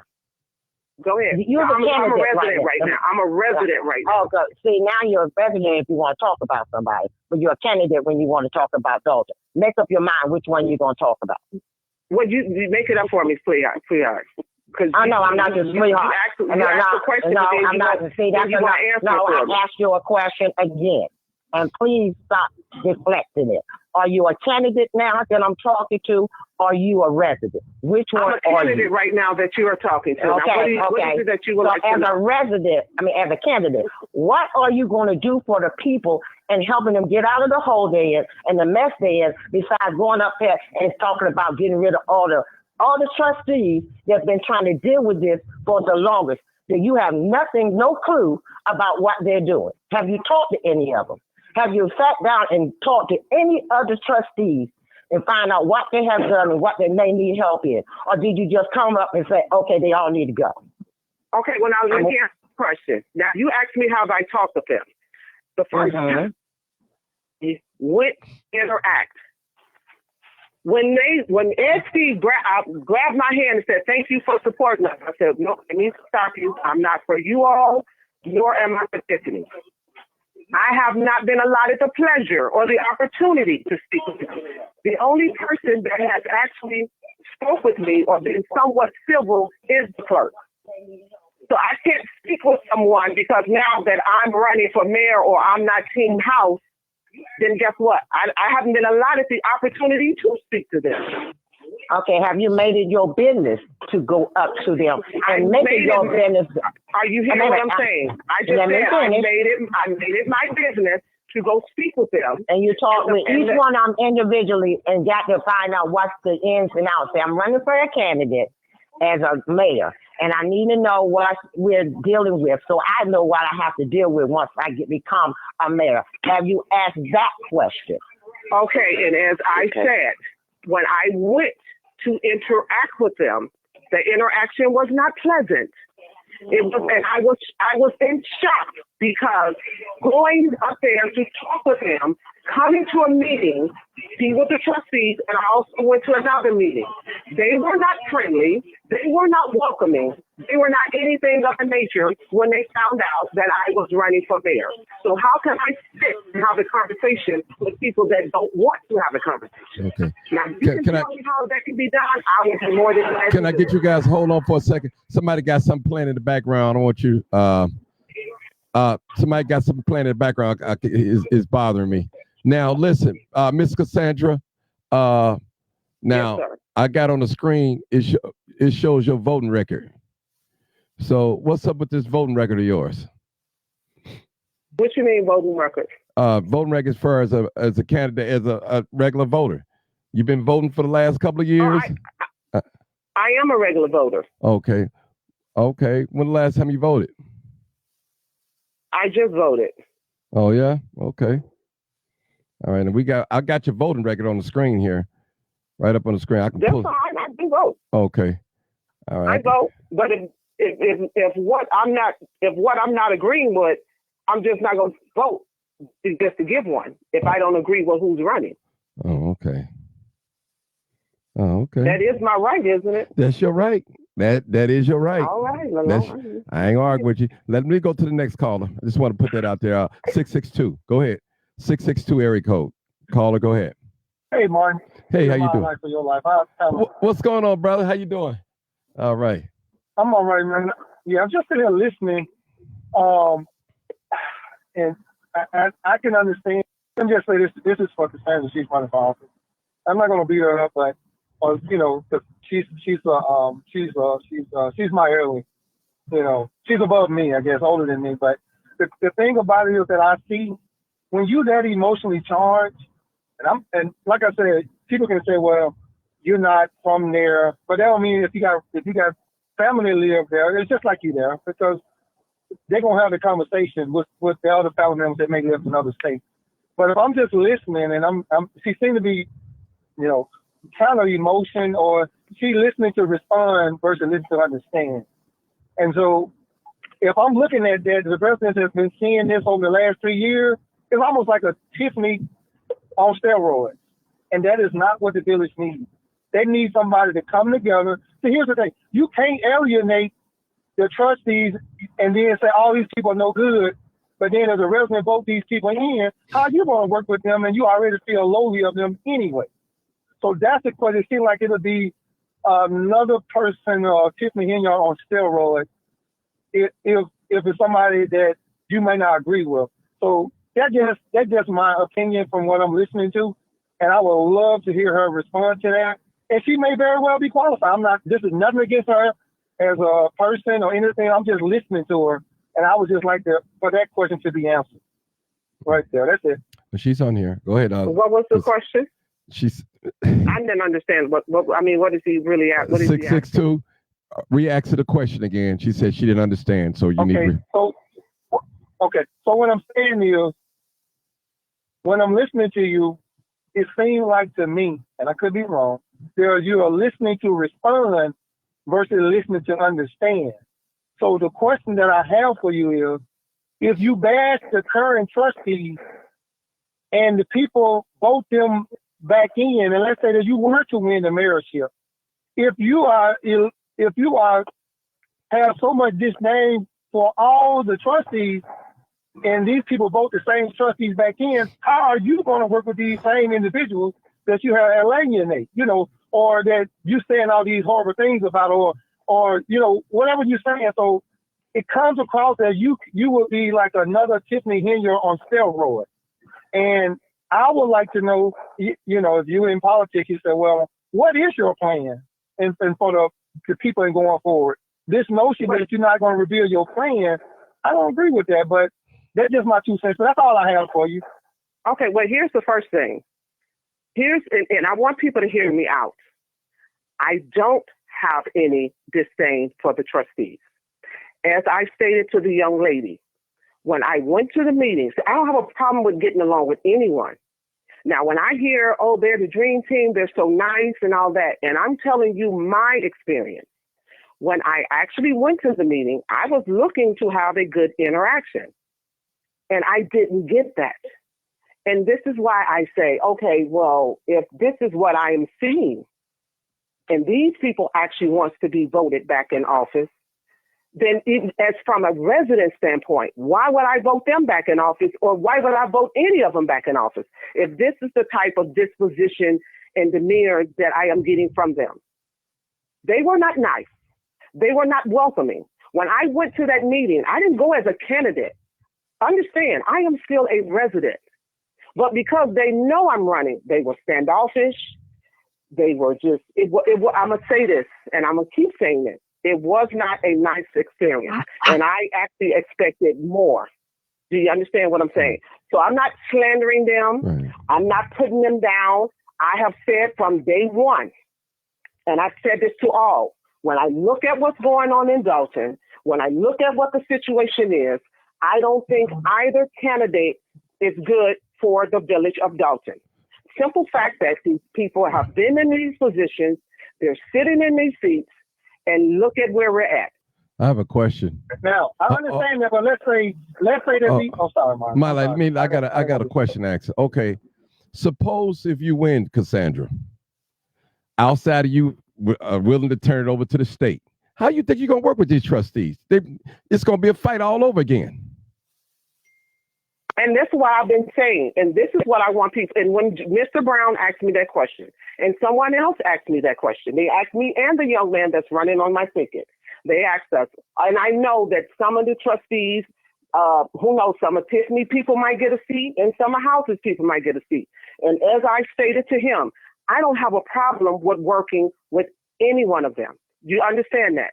Because at the end of the day, when I go inside that door, I am there to do a job. I'm not there to make friends. I'm not there to kiki. I'm here to help pull this village out of a bad situation. So I don't have a problem with working with them. I've never had a problem with working with them. I just stated from the beginning, I'm not Team House, I'm not Team Tiffany. And ever since I said that, I have just been under tremendous attack. You Tiffany 2.0, you're Tiffany 5.0, you're Tiffany Plant, you're Tiffany this, you're Tiffany that. I am not for Tiffany, nor am I for House. Okay. And when I look at this situation with the Village of Dalton, I decided to throw my hat in the race. Okay. To run as mayor. My life. Okay. My life. We got 2 more callers. Go ahead, my life, real quick. I'm sorry to cut you off. Yeah. No, well, that was one of the questions that I had that you just asked her. And like I said, I could be wrong, but I said, but your tone, it do come across as very emotional charged. Well, now let me say, I'm very passionate. I'm not angry. I'm not upset. When I speak, I'm just very passionate when I talk and speak. If you ever sit down and get a chance to meet me and talk with me, you will see totally different. Okay, let me ask you my last question, and I'm gonna hang up. As far as your plan, what plans do you have to generate revenue and to deal with the budget crisis that they're currently in? As I've spoken with a lot of residents, and they've asked me, what is your plan? Over the past month, I have literally been having meetings with a lot of businesses and big ticket businesses about coming into this village. So I can bring back resources and economical resources in this village. Because one of the main things that we do not have is businesses. And when I look at the amount of taxes that I'm paying, what is this village offering us for us to be paying this amount of taxes? So one of the main things is, and one of the key things is, we have to bring businesses back into this village in order to even attract people to want to buy houses or even want to live here. And I haven't heard any of the other people speak on what are we going to do as far as it. And I understand giving the businesses that's here a tax break because you want to keep them here. But at the end of the day, is it helping me as a resident? Is it help relieving the tax load? You giving them a tax break? Now, they shouldn't be able to profit off of the situation going on with Dalton. They know, okay, Dalton's been a bad situation. We want to have a business here. And then they shouldn't be allowed to manipulate the situation, whereas we got to give them tax breaks to keep them here. Because I don't think they will be able to go in any other village and do that. So why give the businesses that's here tax breaks when the residents is not reaping the harvest of it and they're making all the money? All right, then my final question, because I'm a finance guy. What cuts are you willing to make in order, because if the revenue is not coming in, you can't have more money being spent than money coming in. What are some of the tough cuts that you would make for the residents or for the town? And there may be some tough decision, or it may be easy for you to do, but what cuts will you immediately come in and say, I need to make these cuts because I feel like it's wasteful spending. We don't need it. And would you allow the residents to speak at meetings versus them just having a 3-minute platform where they say what they want to say, but no question get answered? Would you reverse that where they will have questions and then you will get them answers, if not that day, but the next meeting? That's it. That's my final thought. I'm sorry. I'm sorry. Repeat that one more time. My husband had his thing up and I couldn't hear. I said, let's say you will become mayor. Okay. What immediate cuts could you make? Because it's obvious that it may be some wasteful spending going on in the township. What tough cuts could you make in order to reduce what the money going out versus the money coming in? Don't worry about it. It's water. Okay, don't worry about it. And would you allow the residents to ask questions in meetings? And then you give them an answer, if you give them an answer, if not on that day, but the next following meeting, where you have somebody right now their question say, hey, because right now it looks like they say what they want to say and ask questions, they get no answers. So I want to know, would you reverse that to how it used to be? And that's what I want to know about the cuts and how you would deal with the resident issues or questions or complaints. That's it. Well, first of all, coming in, and this is just like when you go on any job. If you have a deficit and you need to make cuts, unfortunately, jobs are going to have to be cut. That's one of the first major things. In order to save money, or either we're going to have to give out some furlough days or something where we can be able to retain some of the finances back. Then as far as the residents speaking, of course I will allow the residents to speak. Well, one of the first things we're going to do is open that village hall up, so when people go up there to take care of business, we don't have to stand in a 2x2 cell to be able to take care of business and to be able to handle business. But of course, I would open it up for the residents to be able to ask questions and then for us to actually be able to answer. Because to me, these meetings right now is a joke. And the whole purpose of the meetings is for the residents to be able to ask questions and get answers. Okay. Now, I was thinking in terms of, not pay cut. I'm sorry. My life. Let me go to this new call. They've been holding on for a minute. I'll come back to you. Go ahead. 8703. Go ahead, caller. Thank you for holding for so long. Thank you, caller. Sir? Hello? Yeah, go ahead. You're next. Yes.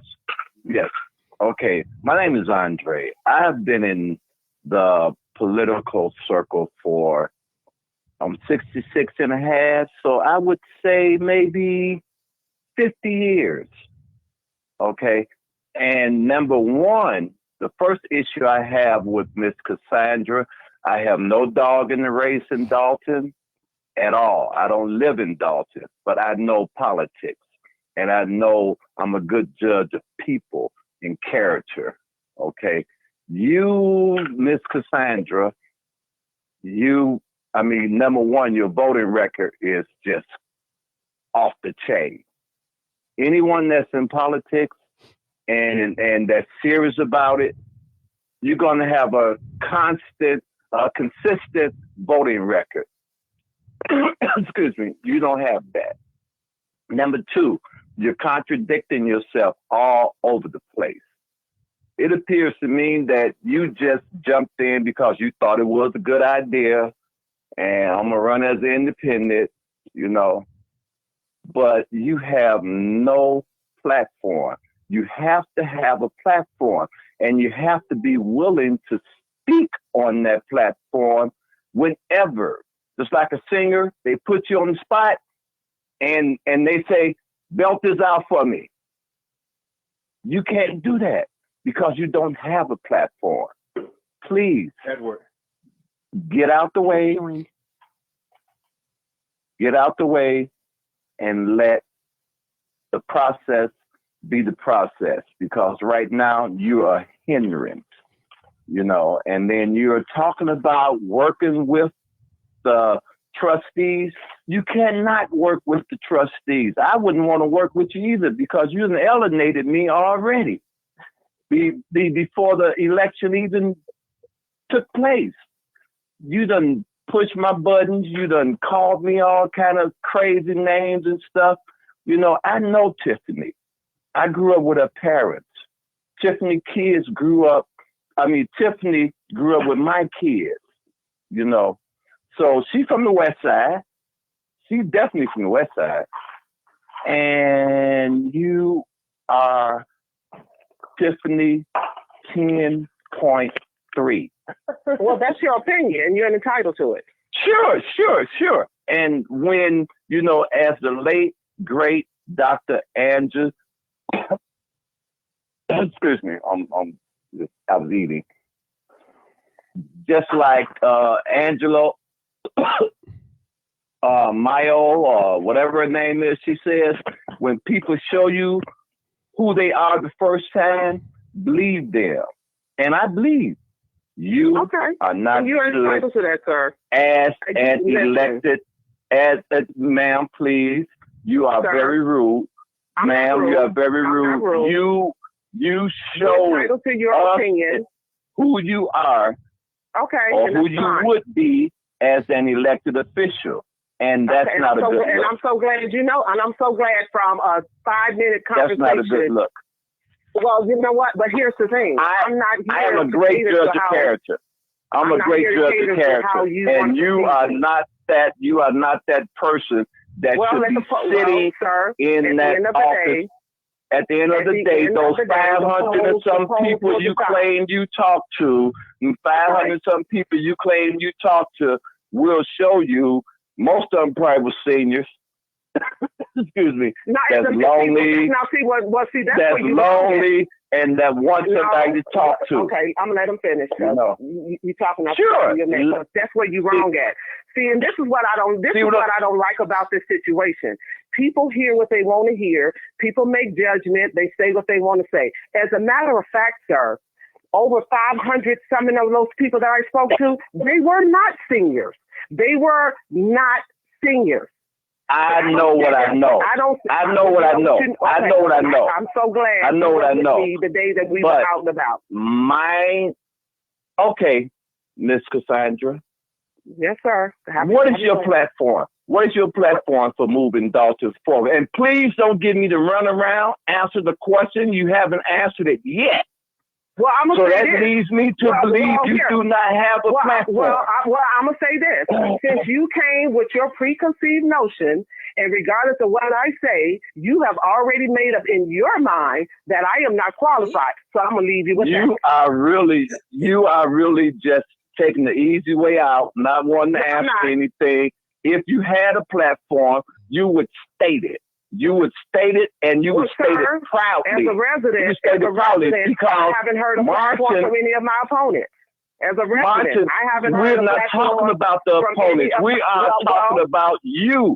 You're in this race to win it for mayor. You're in this race to win it, ma'am, please, ma'am. You are something else. Out of the race. You are something else as well.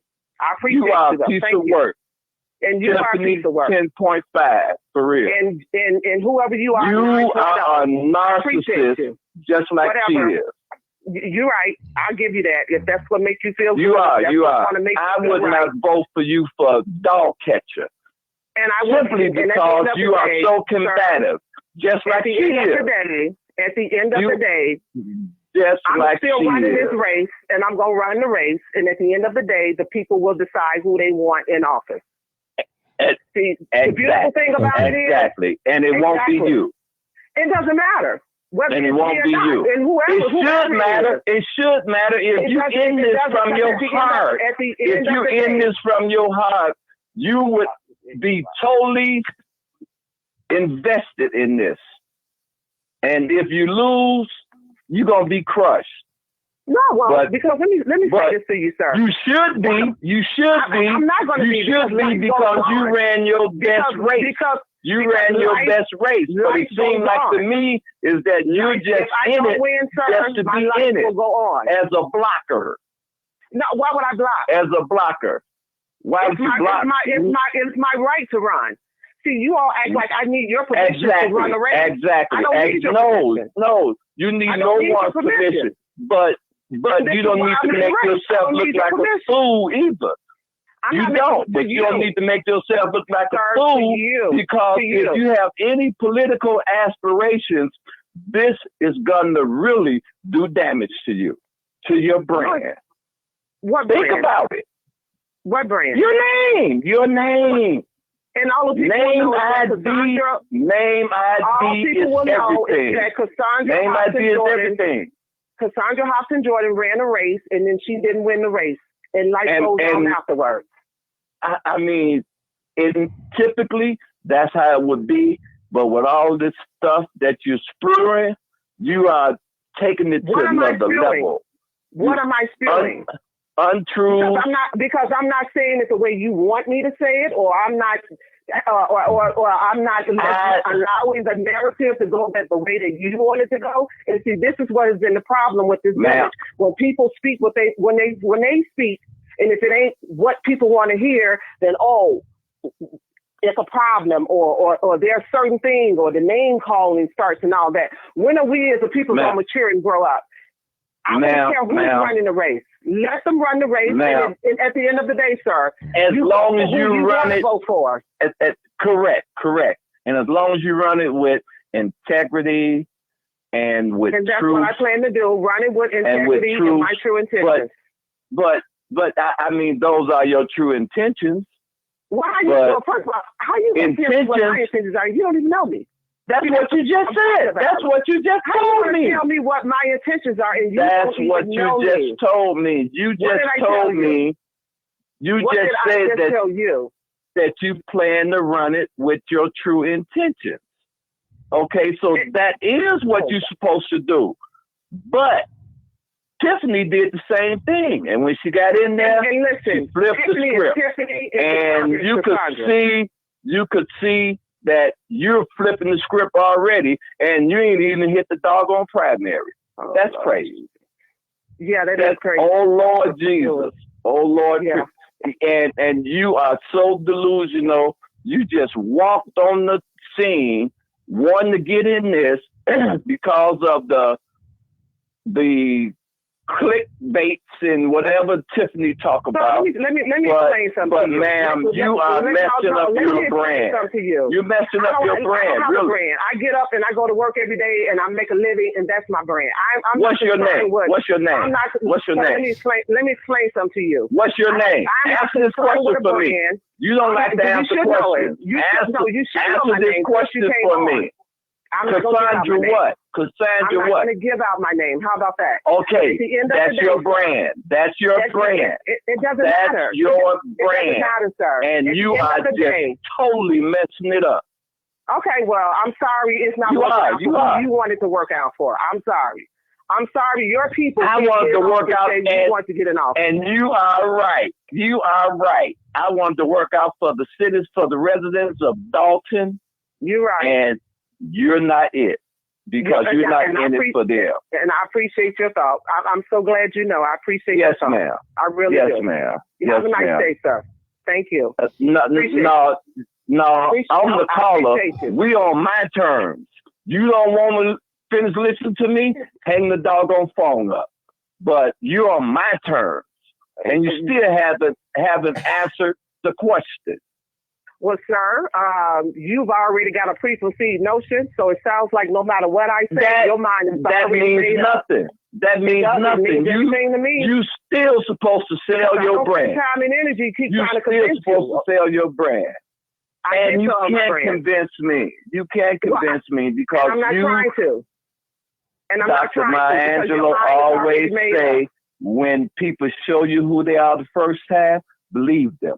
And my mother will always say, when a person got their mind already made up. We're not talking about your mother. We're not talking about Maya Angelou either. But when my mother always say, I was on the caller. I was.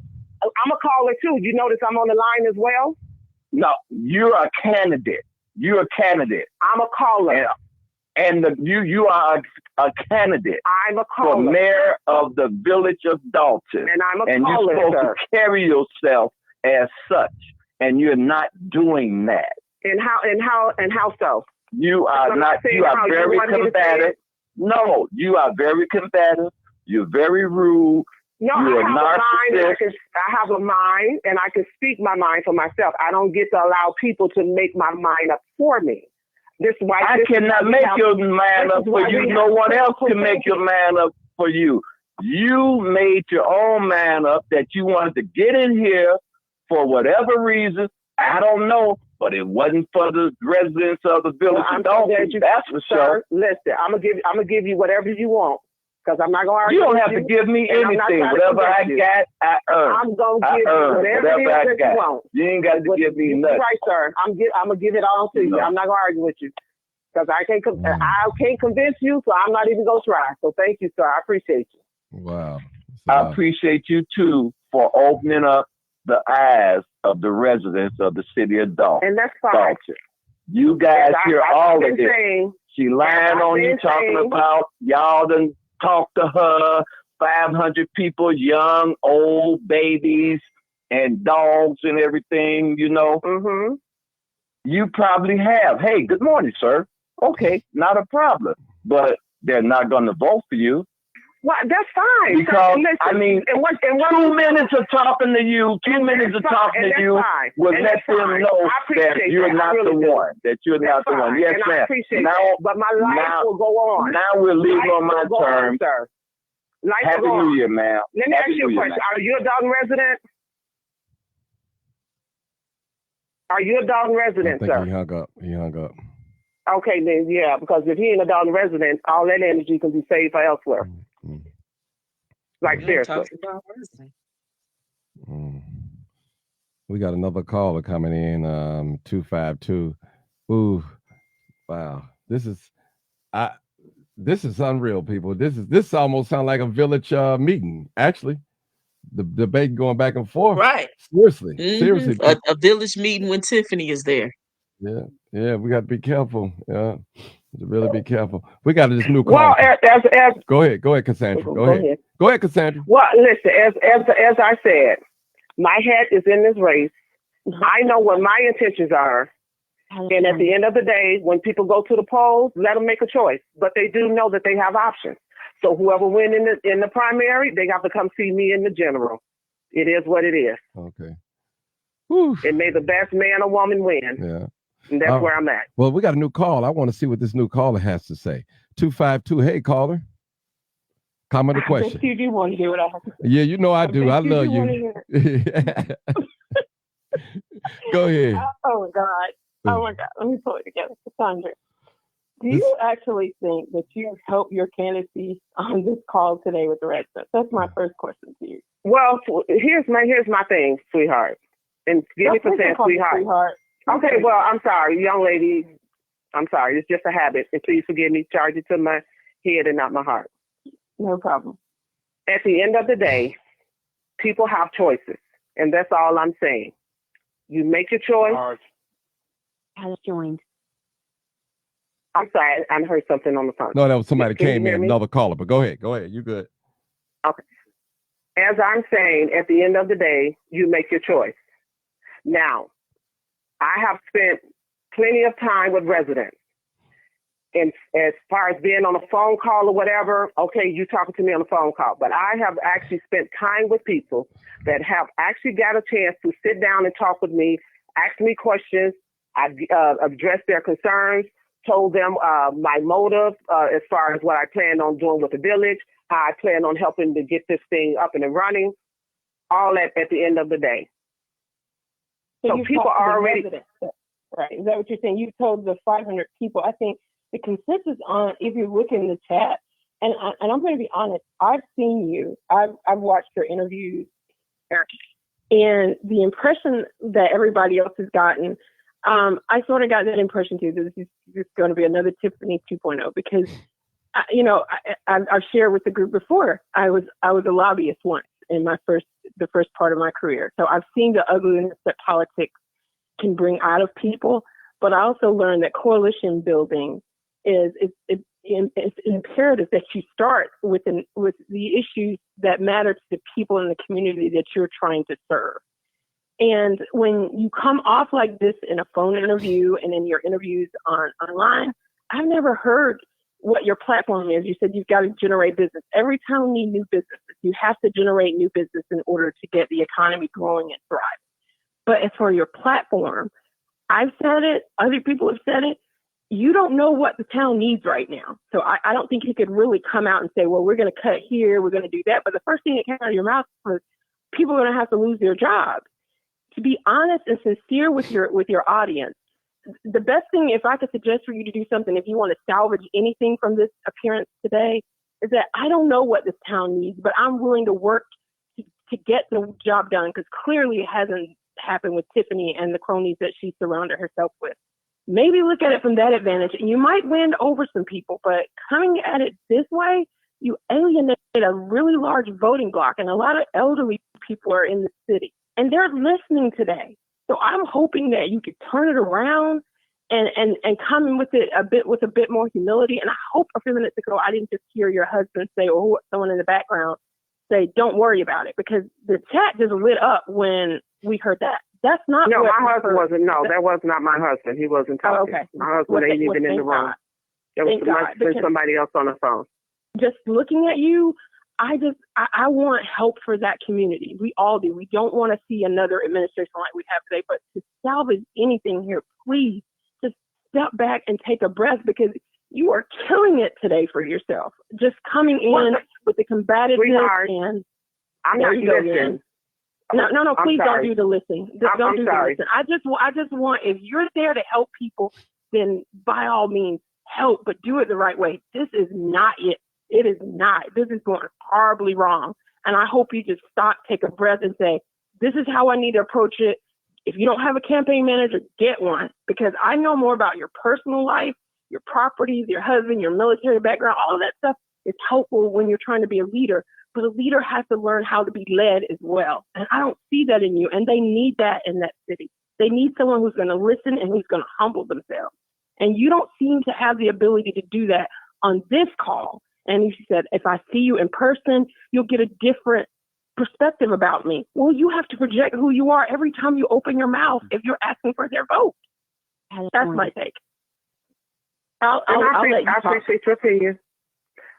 But as I've said, when I first called in, I didn't call in as a candidate. I called in as a resident. And what people always want to look over, what people want to look over, I was speaking of my experience. When I heard the young lady speaking on the phone, and it sounded as if she was getting bullied. Because when she said, I'm not for House, I'm not for Tiffany, it's almost like the vultures came out to try to convince her who she should be voting for. And then to hear her to start apologizing, I'm like, this is the stuff that I have been experiencing. When you don't, when I look at this whole situation, and this is what I'm saying, and at the end of the day, when people go to the polls, they've already made their mind up who they're going to vote for. I'm just here. You know that you have an option. I know what my motives are. I know what my intentions are. I don't have any hidden motives, any hidden agenda. I want to see this village be turned around because I too live here.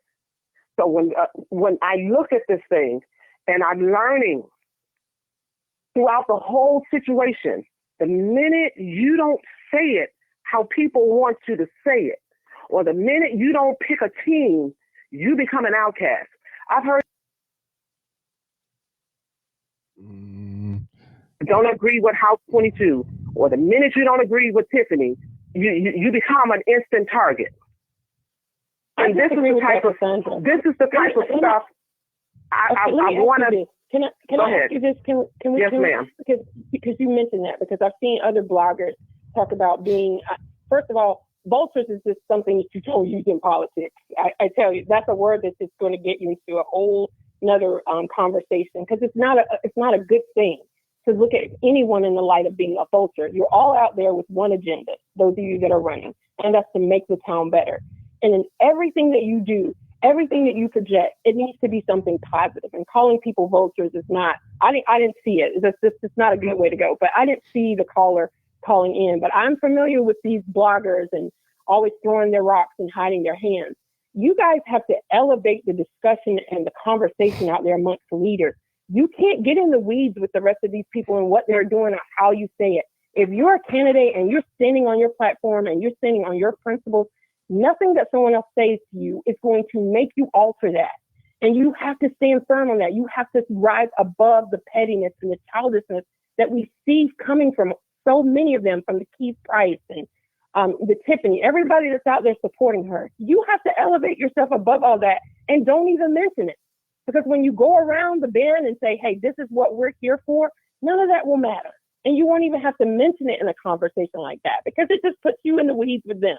And that's true. Okay. And when I did an interview, like I said, to break the ice and to come on so people could say, I don't know her. Well, honey, I've been living in this village for almost 17 years. And when people say, I don't know her, we never see. So when I go to break the ice and I'm looking at this, I say, you know what? These people don't want to hear anything positive. All they want to hear you say is, I hate Tiffany. I'm on the Tiffany hate train. Well, I don't hate the young lady. As I stated before, I've never met the young lady. She's never done anything wrong to me.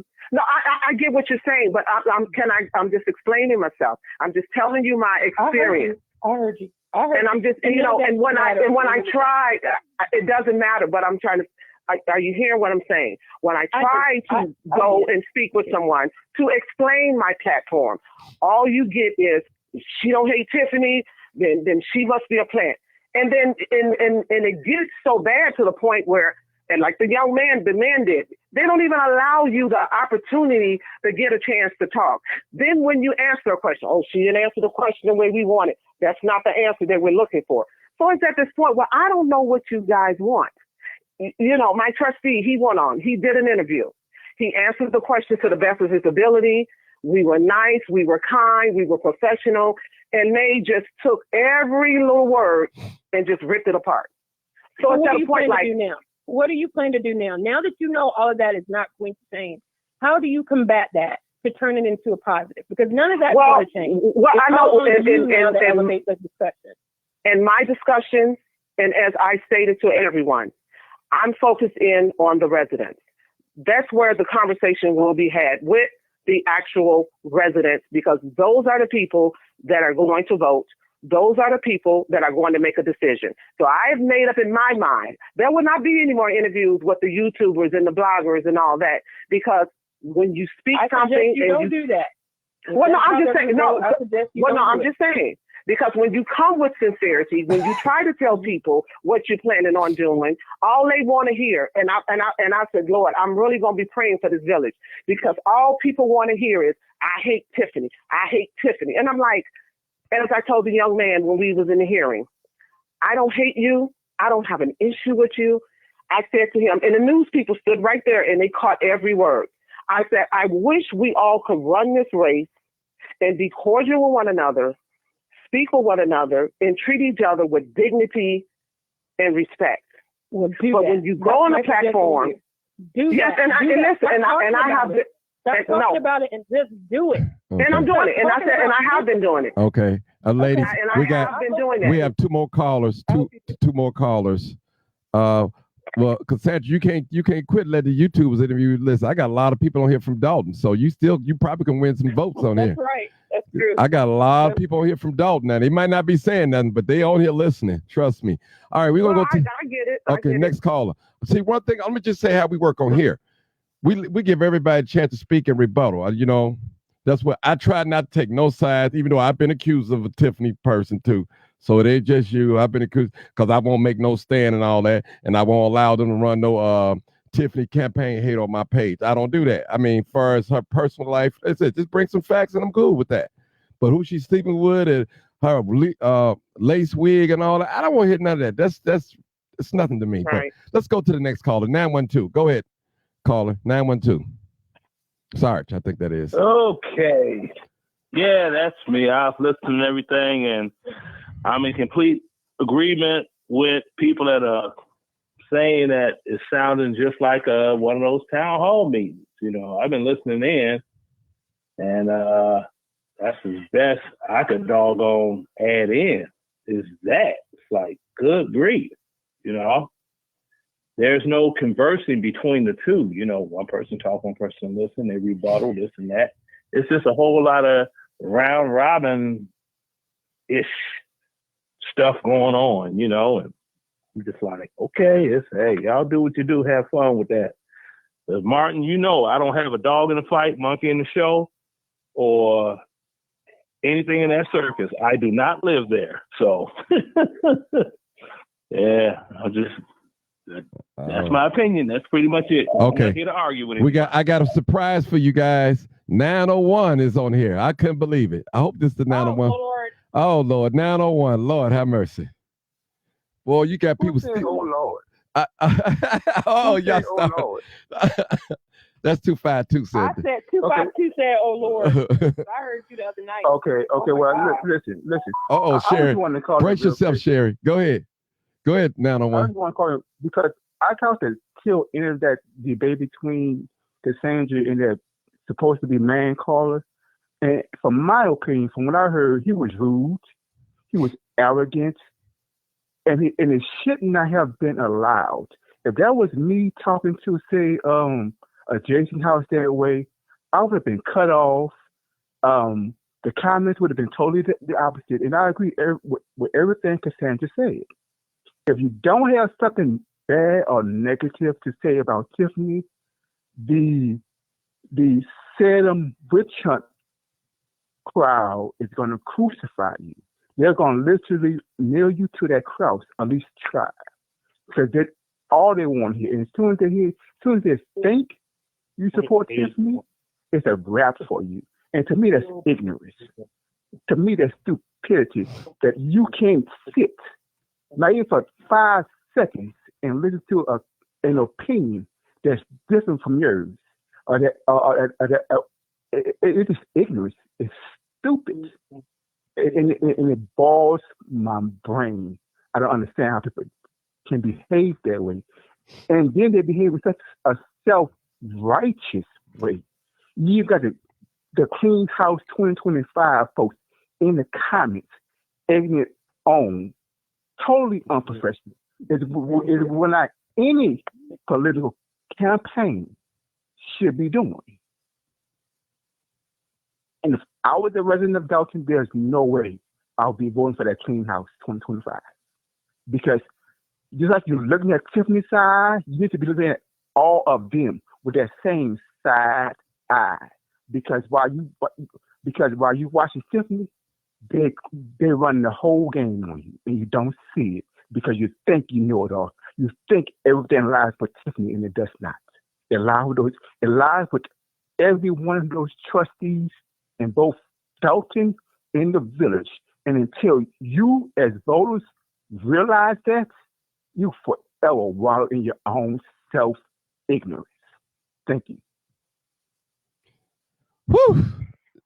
Anybody want to say anything? Anybody want to say anything? Okay. All right. Well, he hung up. He hung up. But go ahead. As I piggyback on what he has said, I would have loved to go on multiple platforms and actually talk about my plan. But the minute you open your mouth and you don't say I'm House 2025, as you see in the comments, here come all the vultures coming out.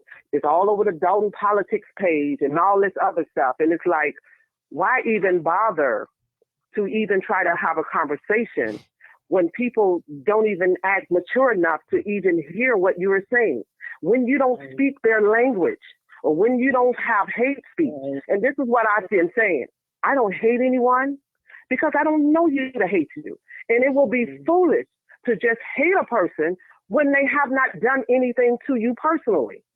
Do I dislike Mrs. Henry's actions? Yes. I've stated a lot of things that she has done that I do not agree with and don't like. But I also have a mind and critical thinking to also can step back and say, now, wait a minute. Now, I look at her ticket and I look at all these people. And when you go to the meetings, you look at all these people that's raising hell, that's fighting and causing commotion and all this stuff. And these are all the people that brand on her ticket, that pushed her, that worked along with this whatever campaign or whatever it is that they work with. And it begin to make me wonder, had she given you all what you wanted? Would you have this type of disposition? Would you be this angry? Would you be this upset? Had everything worked out in your favor? So you have to ask these questions. But it seems like this other candidate ticket is being ran off you hating this other person. And I'm like, no, this is not how it should be. You guys gotta have not done exactly what you said you were not going to do. Let's just take, for instance, like this moment right here. Well, what is it that you want me to do? Because I don't understand. What is it that you want me to do? Nobody else is talking about Tiffany. Nobody's talking about somebody hating somebody. You have a clean slate right now. You're talking to voters. Sweetheart, have you looked at have you read the sweetheart? I'm not sweetheart. Oh I'm not sweetheart. What is your name so I can call you by your name, please? You can call me young lady. Can I say young lady? MD. MD will be fine. MD. Yeah, she's a medical doctor. She's a medical doctor. Oh, MD. Okay. No, MD. MD. Medical doctor. She's a medical doctor. Yes. Fine. Medical doctor. Yeah. MD. Okay. Well, MD. Hold it, Sarge. Hear me out. You don't even have to call me by name. All I'm asking you to do, because I genuinely want to hear what your plan is. And there are a lot of other callers and people in this chat are continually saying, stay away from the vultures, stay away from the weed, get out of the weeds and stop talking about the things that are going on. What do you want to see for Dalton? You have a platform now, a clean slate to say, here's my platform, here's what I like to do, here's how I'm going to do it. That's how you run a campaign. That's how you get your message out to voters. You don't continue to keep talking about the very things that distract your voters. And talking about Tiffany is the biggest distraction. Why are you not getting that? I am. MD, I am getting that. I am getting that. About what you want, not what she's done. Listen, because I'm on this line doesn't necessarily mean I have to go into the full details of what you want to hear. Something. Now, Mr. Martin said that he would have me back on, and I would more than gladly be able to come back on, because I didn't come on the line for this. As I said, when I first got on the line, when I saw the show, I came on the line as a resident. That's when I came on the line to speak as a resident. But then when someone said, "Oh, you know what you have in plan? You don't know what your platform is." Just like I do know what my platform is. MD, I do know what my platform is. And as I just said to you, I'll tell him when I come back on and actually have a one-on-one with him. Now, when you want to hear it, you can tune back in, and me and Mr. Mark would have a one-on-one. Okay. Fair enough. Okay, we got 3. I didn't come on the line to discuss my plans. I came on the line came on the line when I heard the other young lady speaking. Okay. Because I was concurring with her because I can see how she was feeling. Sandra, that's why I came on the line. Sandra, we have 3 other callers right now. Right. They just called in. Okay, sir. 7332. Man, it's 4 people line. They coming in now. 7332. Hey, Martin. Hey. Hey, Martin and Sherry. I've been on this call since y'all started. And the call was going really good. It really was. Sherry, I know. But, we as people, I'm not from Chicago. I'm from Chicago. I'm not from Dalton. And I've been following this through the whole flick. And, with the Casundra lady, you got on here, you started talking about you're a resident, but then you came on as the, running for mayor. You have not answered the question. It's like watching Tiffany on TV all over again. I'm like over here on the ground pulling my hair out. You have to learn to listen. This is the issue we have with the people as Tiffany. You sound like Tiffany, and you get mad because people are saying that, but it's the truth. You act like Tiffany. Tiffany do not answer no questions. She do not let people talk. She talks over people, and she do not respond. Your answers have not even hit surface. I have an auntie that lived there, that's been living there over 17 years, that refused to come to the meeting as well, because of the fact of the blunt disrespect. And that's what you're doing now. As Martin said, this is his show. He has all the Dalton residents online.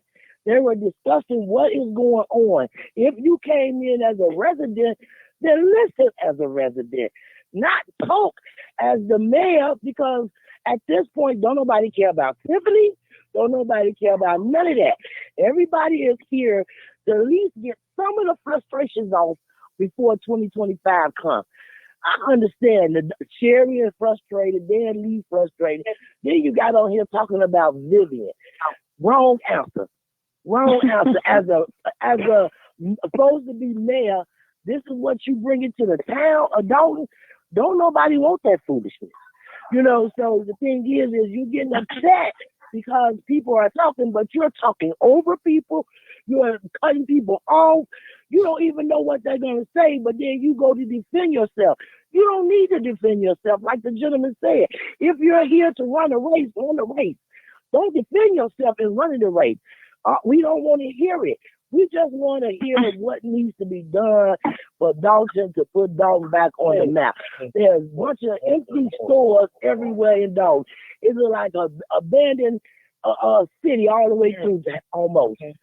And here it is, you get on here and you want to talk about Vivian, you want to talk about Jason House, you want to talk about everybody. And I'm telling you, every time you start your conversation, you start it off with, well, if you're not here for Tiffany, or if you're not here for the 2025, then it's the problem. No, we're here to have a discussion. And this is what Martin's platform is, to discuss what's going on and not be combative to everybody that has something to say. We don't agree with you. We don't agree with Jason. We don't have to agree with nobody. All we are here to do is have a conversation. Thank you, Martin. Thank you. Next caller. Don't respond. Next caller. 267 area code. Come on, caller. get some of these callers out the way.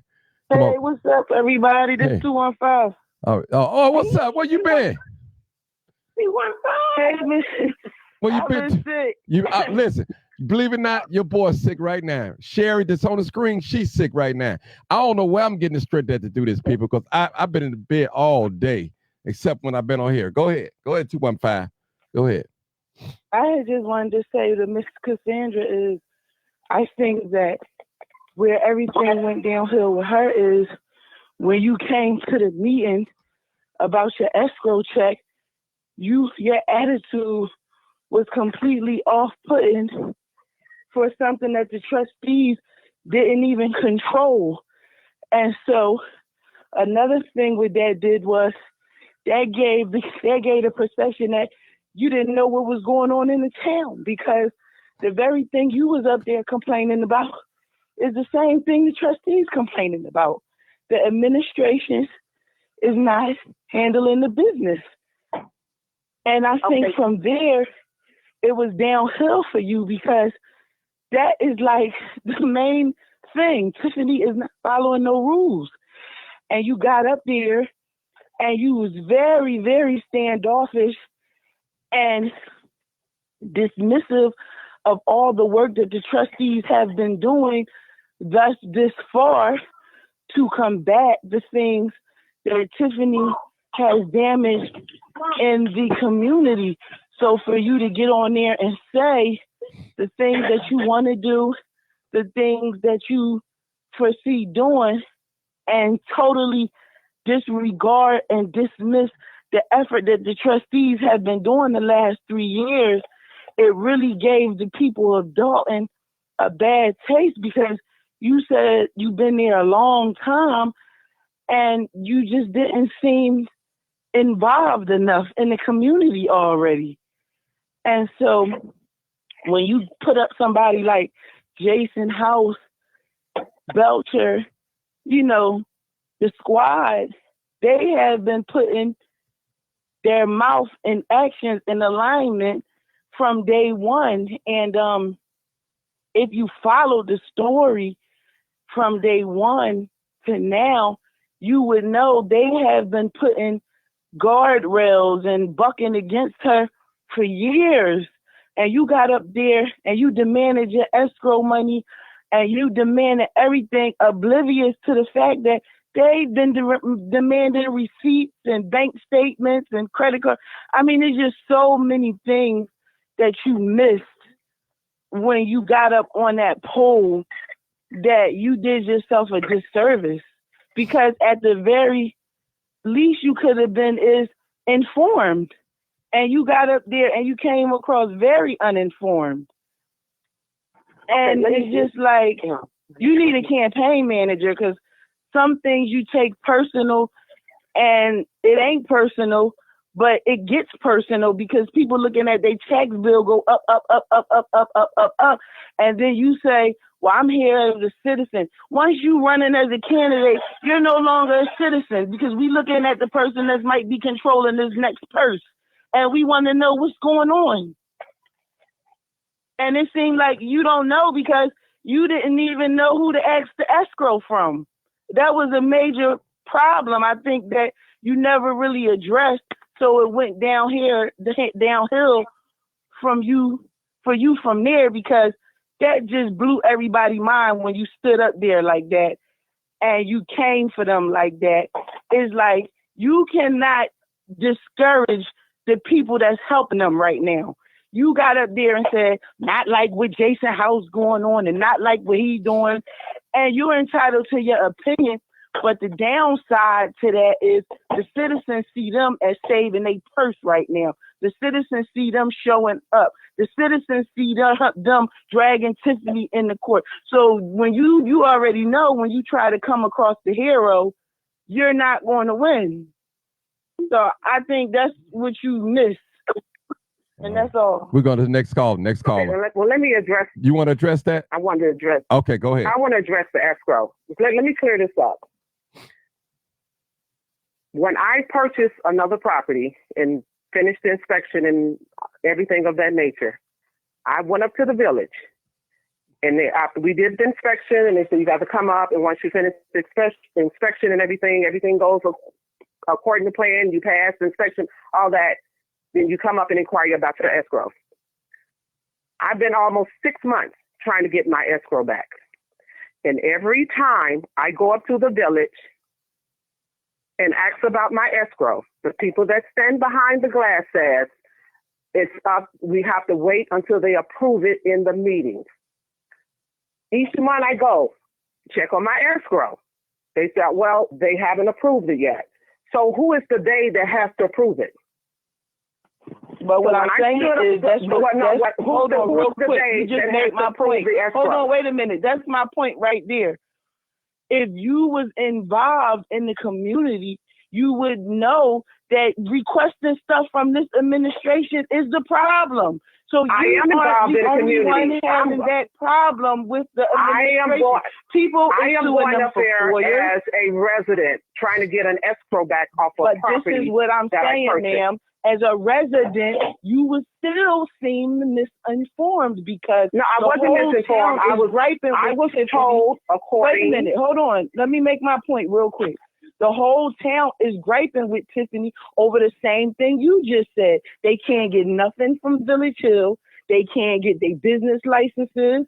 They can't get all types of stuff. They have the same gripe as you.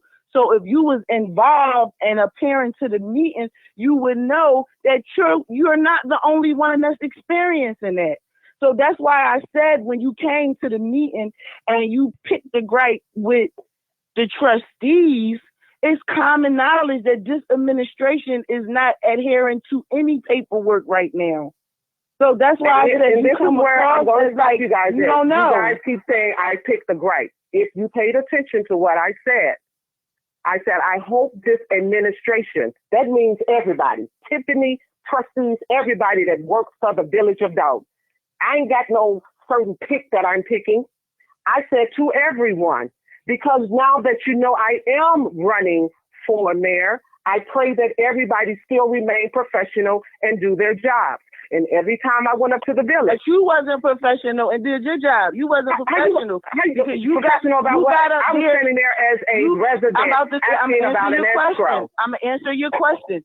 You got up there and you accused them of not approving your escrow when the truth is it was never on the warrant list. When the truth is Tiffany makes the warrant list. When the truth is her administration handles everything that you needed handled. So for you to get up there and accuse them of mistreating you because you was a candidate really was off-putting, because they're asking for the same thing you're asking for. Like how you asking for your escrow, they've been dying for her to give them receipts, bank records, FOIAs, contracts. You see what I'm trying to say? So when you did that, it really didn't hit right, because it's like, where had this lady been? We've been saying everything she's saying. You understand what I'm trying to say? So, I get what you're saying now. Do you understand what I'm trying to say? First impressions is everything. And for a lot of people, that was their first impression of you. And they're entitled. You know what I'm trying to say? So shit rolled downhill. So if they felt like that's how they met you, then everywhere they see you, that energy is going to follow you, because that was a very basic point to a big problem. We cannot get no answers from Tiffany A. and her administration. Join the party is what they saying to you. You understand what I'm trying to say? And I think that's where you probably keep bumping the wall at, because you can't live that down. You know what I mean? You can't live down. You can't live down your tone and your demeanor of that appearance asking for your escrow, because instead of you coming up there and saying, I'm not sure exactly what I have to do to get my escrow, but I've been experiencing X, Y, and Z. Can y'all point me to the right direction? Because I've already tried X, Y, and Z. Instead, you got up there and you accused them of treating you differently. Well, let me stop you there, because you know what I'm saying? Prior to me getting on the podium, I had asked Miss Tammy Brown about the escrow, and she had assured me, "Oh no, there's money there. There's money there for the escrow. There's no problem." Still, months go by. I'm going up to the village. I'm asking about the escrow. People behind the mirror, Tammy behind Brown the window. can't even get in the village. You don't see them on TV complaining about they already locked out. This is the thing I'm talking about. Outside. When I tell you guys, when I tell you all about my personal experience on a certain situation, you guys turn it around to something else. So I'm just going off of what turning it around to what it is, and you don't want to believe it. Tammy Brown has been on the TV the last 3 years saying they're locked out of Village Hall. Their mailboxes is outside. They have to call meetings to get something done at the Park District. So for you calling, Tammy Brown has been on record calling about the signs that the lady emailed. Nobody's getting answers from Tiffany. And that's how administrations handle the day-to-day. That means your escrow. That means a lot of stuff that has to go before the board. And a lot of stuff they're not putting before the board. That's one of the biggest gripes that they have. So you're not giving no grace, but you're asking for grace. I think you're missing that. You're not giving none, but you're asking. I was just asking for what was mine.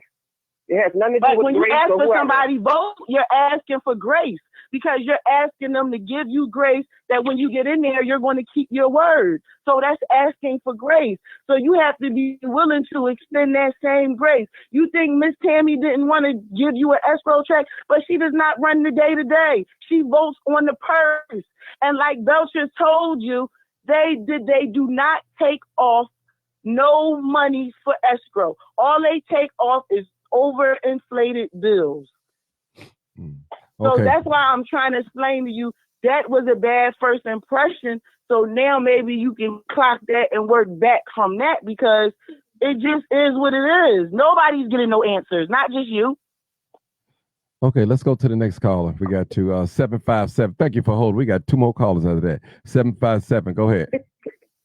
No, this is interesting. Hello, Martin. How are you? Hey, Great. Sherry. Great. How you doing? Great. Hey, Cassandra. How are you? I have 3 points to make, and I'm getting on for here. This is all in the queue. The first point I have to make, I want to speak to Cassandra, the resident. Cassandra, the resident. I understand that you have been having some issues, some personal issues that you can't get addressed, right? I understand that. I understand that you're frustrated. So what I want you to do is put yourself in the place of the residents that have been fighting Tiffany for the last 4 years for the same things that you have been fighting for yourself personally. Okay? But they've only seen you come out when something affected you. When you couldn't get your escrow. Now, you wasn't standing beside them when Miss Hill's grandson got kicked out of the Easter egg hunt. You wasn't standing beside them when they were locked out of Village Hall. See, these are the things that the residents are trying to tell you that you don't have experience with as a resident. That's the resident part. Now let's go to Cassandra, the mayor. For me, Cassandra, the mayor, has been living in Dalton for 17 years and has just now decided to participate in meetings and to go out and talk to residents. These are things that you should have been doing the whole time you've been living in Dalton. And this is what the residents are trying to tell you. As far as they are concerned, your resume does not speak mayor to them. Also, your tone does not speak resident to them. You don't have to be so defensive. Don't take things so personal. People have been fighting for 4 years. They're tired. As a mayor, if you want to be a mayor, you're going to have to understand that you're going to receive attacks that don't necessarily belong to you personally, but they belong to the seat that you're sitting in. So you're going to have to respond as a empathetic mayor. My last point is, Dinasha was on my show. I interviewed him. We didn't have any bashing of him. We didn't have any really bashing of Tiffany. We really just talked about the issues. My thing is, you should have had a platform already written. People need things on paper. People want to see things written, a plan. When you go to build a house, you don't build it without having a plan. That's what people want to see. They want to see your plan. Thank you, Martin. I love you. Live, uncut, unedited. That's it. Let's go to the next caller real quick. 708. To speak to that interview, I saw the comments of the people ripping him apart and turning every word that he said into something that they wanted it. Okay. And this is why he did not agree to do any more interviews. Okay. Okay. 7986. Next caller. We're trying to get to these callers. 7986. How you doing? This is Trustee Kiana Belcher. Oh, all right. All right. We got one in here. Yes, Come on. yes, All right. All right. Hey, Trustee. To come on. Good evening. Good evening. I found it necessary to come on because there were some things that Ms. Jordan said that I would love to address. And I'm very grateful for the people that have been getting on here and supporting our fight for the last 3.5 years. I don't think anybody should be attacked when running for office, but when you become in politics or politics, you understand what people are asking for. I feel it's unfair though that she made a comment saying that she was not received well when even one of the other callers got on to say she came to a board meeting and accused us of intentionally not giving her something that the board has no control over. People that run for these seats should understand what they're running for and what the seat entitles before accusing people, where all it was just strict conversation that could have been had. We don't make the warrant list. The village administrator, the finance director, those people that's in administration composes the warrant list. So when she did come to that meeting saying someone intentionally removed her or didn't pay her because she was running for office, I felt it very unfair. Then she made a comment about us giving Class 8 to businesses. Well, if she hasn't been directly in the midst of what's going on, she don't even know our financial state to say what is beneficial and what is not beneficial. What I can say as a trustee, and this is nothing to be combative, is that we rather have businesses that will remain here and give us some type of motor fuel tax, some type of sales tax, that have them and leaving our community and not getting anything. So when it goes back to saying, is it helping the residents? Indirectly, it is helping the residents because that's still money that's funneled back to the community. So I just want to say, as a trustee, we all have to respect one another, but also we have to be informed on the decisions when we come out and start talking about stuff that we're not informed about.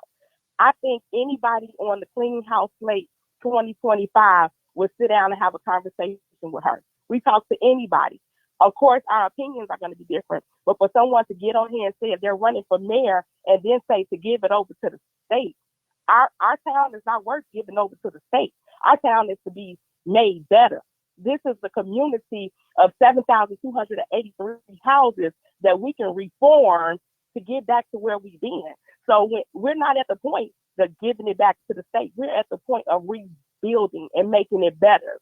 So I've been in Dalton 20 years, and I'm not just going to say I support anybody that just want to turn over something to the state, because once you turn it over to the state, it's hard to get back. So I just feel as a trustee, as somebody that wants to be the mayor, the executive branch of the community, you will have to work with a trustee regardless of who gets in there, and it always has to be a compromise. That's why we are where we are right now, because of no compromising and no conversation.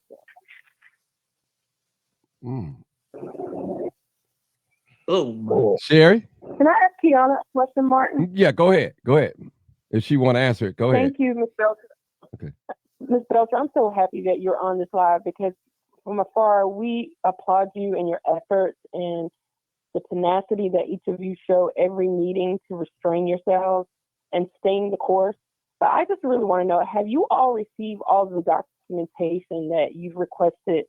I see that there are things that are coming out about, with the new website that was put out a couple of weeks ago with the information about, the warrant list and that sort of thing. But have you guys received all that you needed in order to formulate where the Dalton community is financially. Have you guys gotten all that information? And is Mr. I don't know if you can speak to that or not. If Keith is, I know reports say that he's working with you all, but have you received everything that you need to formulate an opinion on how financially strapped the city of Dalton or town of Dalton is right now?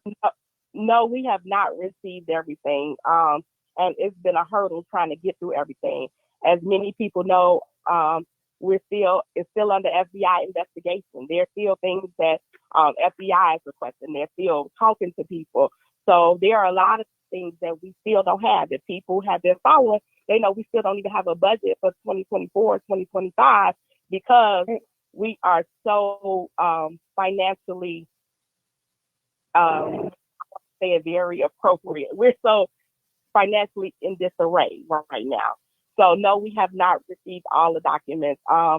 We have been able to try to get as much as we can to constantly maintain our day-to-day bills and things to keep the village afloat. But no, we have not. Thank you for answering that. It's just shocking to most of us that she still moves like the FBI is not watching. That's been the most appalling thing for most of us. Look at what's going on. But stay the course and God bless you guys. I wish you all the best. I really do. Sherry, you want to respond to anything? Anything you want to say, Sherry? I know you're sick. You know what? I just want to thank Trustee Belcher for coming on, and she really just summed it up. I mean, it's like when we started this a couple of hours ago, everything was smooth and it was great. And then now look, that's just it. Now look, we started off great. We were just answering questions. And then it turned into what? Chaos. So. Okay. But I just wanted to thank Kiana. Okay, we want to go to the next caller real quick. 9003. 9003. Go ahead, caller. Hey, I've been waiting for a while. I know you have. They've been talking. I'm so sorry. I try not to leave nobody on hold. I'm so sorry. Forgive me. It's getting good. It's all good. Okay. All right. Go ahead. But I still want to bring it up because I did have an opportunity to meet Mayor House. And I asked him, I said, can you come and sit next to me for a minute? He said, yeah, sure. And we talked a little bit. And so for people to say that he doesn't have a plan or a platform, that's not true. All you have to do is ask him. He was very inviting. And he, was like, I just like to see other people, happy. And that's what we need right now. So I am a supporter. It's not that I hate another person, but I just see character. I also remember when Tiffany was appointed to the supervisor position, some residents in the audience were complaining. And the man that was with her said, y'all can have that mayor's position. So if they're trying to fix it for all the Tiffany supporters, then let them have it. The guy to even say, like, pretty much, we got bigger money over here, y'all can have that. There had to be pretty good conversations for him to even feel comfortable saying that.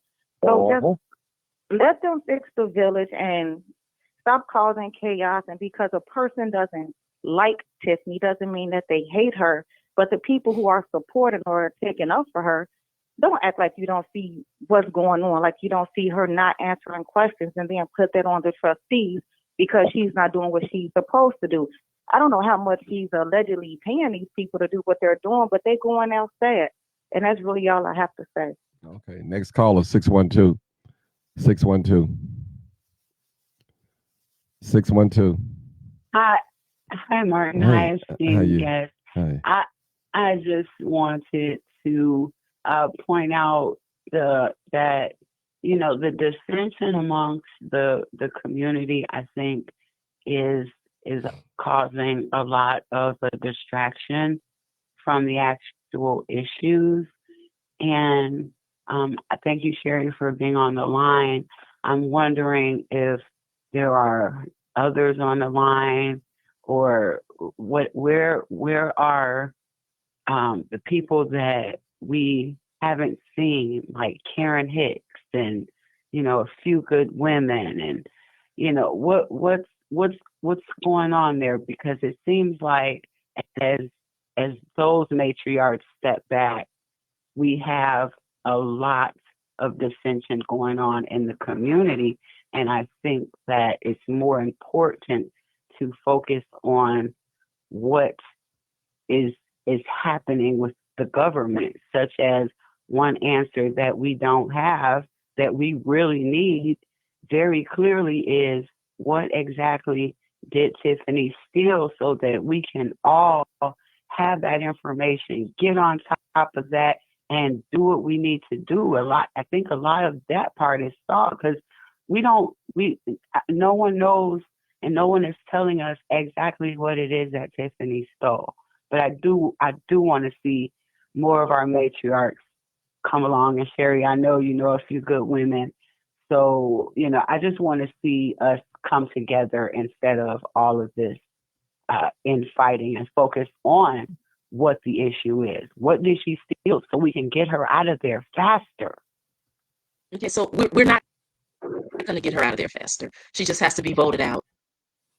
The people that live in Dalton and that are vested in Dalton, they are 1,000% doing the work and doing what needs to be done. I guess sometimes the internet or social media may make it seem like things are not happening. As far Sherry, as you sound like a robot a little bit. I don't turn it down a little bit or something. I don't know. It's just like, okay. I don't know. I think I got nothing. Okay, just talk about. Okay, go ahead. Yeah, I hear you. I hear you. Go ahead. Okay, so again, but go ahead. The people that are vested, they are 1,000% doing what needs to be done. Everybody is working really, really, really hard. As far as what she took, that's all a part of the investigation. That's going to come when it comes. They can't put everything out because you don't let the person know who's being investigated what you have. You don't want them to be able to, fix something or whatever. But the people that are vested in the community are 1,000% working this. And I don't, as far as A Few Good Women, I live in Dalton. A Few Good Women, I'm not affiliated with them anymore. So I don't know why they're not in Dalton. Okay, people. 4 hours. 4 hours. I think that's it. That's it. People, before you leave, hit the like button. Hit the like button. To all my super chats. Thank you. Hold on. I'll let you talk in a minute. Before I leave out here, make sure you hit the like button. And I want to shout out to all my super chats. I tried to get you, but it was heated. But go ahead, 612, real quick. Go ahead. This 733. Oh, go ahead. Come on, sister. Come on. I just wanted to say, after Kiana Belcher got on, things got quiet. Why? We just wanted to hear what she had to say because we knew she was going to get us together. Oh, okay. So you didn't have anything? You didn't have any response for that? I let her speak. At the end of the day, I'm still running for mayor and let the folks speak for But you could have let everybody else speak when they were speaking too. If that was what. No, I did let everybody else speak. I yield the floor, Martin. I yield the floor. I don't want no problem. Please yield the floor. Well, I think that Kiana Belcher came on. She came on very, for lack of a better word, normal. Like there wasn't, she explained her points to Cassandra, and I don't know either person, so I'm only going from what I heard. I didn't hear the same type of banter between Kiana and Cassandra that I heard with other callers. Maybe that might be a part of it. Kiana had a little more decorum. Okay. Did anybody want to say something real quick? Because I'm about to get out of here. We've been on here 4 hours. Yeah, I did. Go ahead. Well. Hold on, sorry. Let the lady come in. I'll let you go. Go ahead. Okay. Go ahead. I just want to say something. I was part of the movement. I'm from Chicago. I'm the lady, the 219. Okay. And I did join Martin, and we was able to stop that on 115th and Halsted. And I came, and we had a lot of people come, and that's why I follow Mr. Martin. And he know who I am because I go to places. I bought the areas when he get on live. So our new alderman is very transparent, and I love him.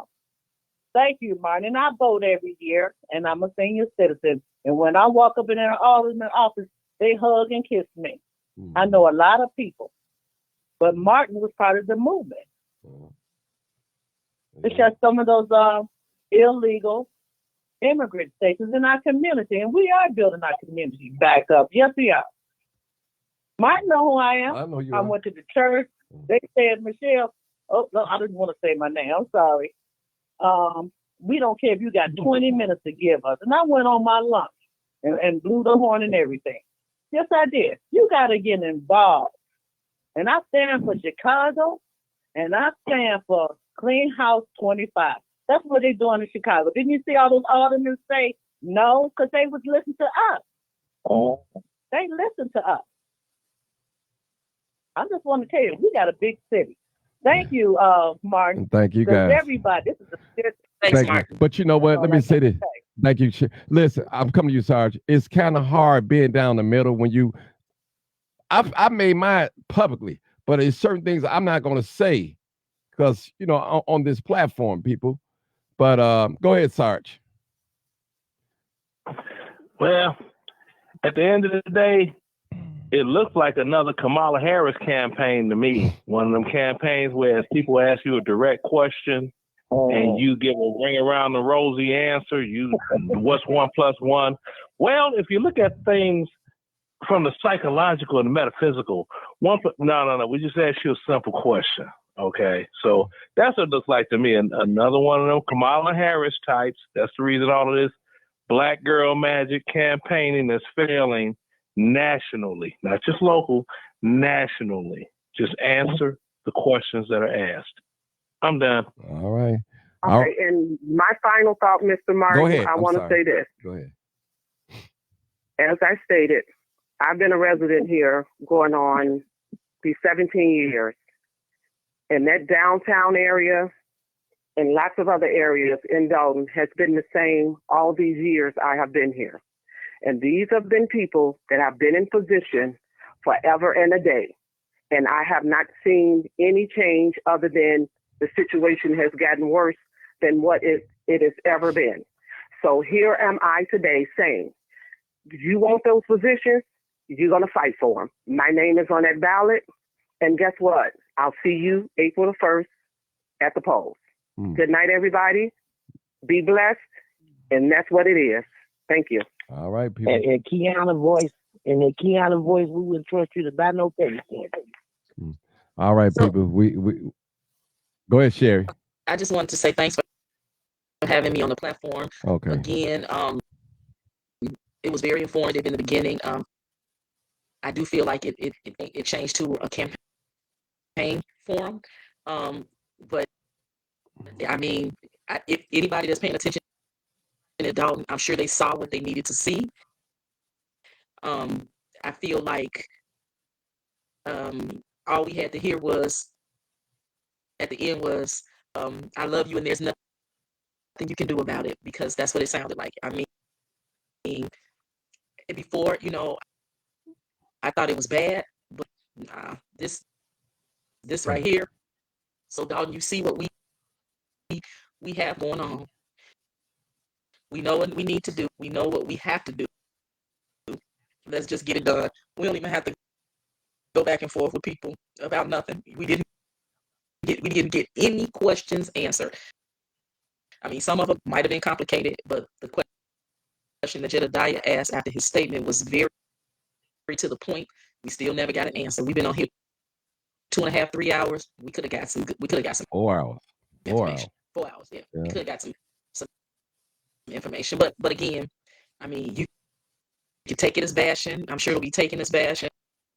But again, you cannot run for office and bash residents. And listen, okay, people, I don't have to say anything else, man. Y'all must have been praying for me, because Sherry's sick, I'm sick, and I don't know where I got the energy from to do this. Sherry, if you would have told me I'll be on for 4 hours. I'll be like, no, I can't do it. I was thinking in my mind maybe an hour, but my goodness, I know, man. Right, I'm on the decline too. I'm going to take me something, and my husband was gracious enough to fix dinner, so I'm blessed. I'm gonna try to eat me a little something, and I'm getting ready to relax. All right, people. You already know what it is. Live, uncut, unedited, tell the truth, and what? And shame the devil. And what? I love being black.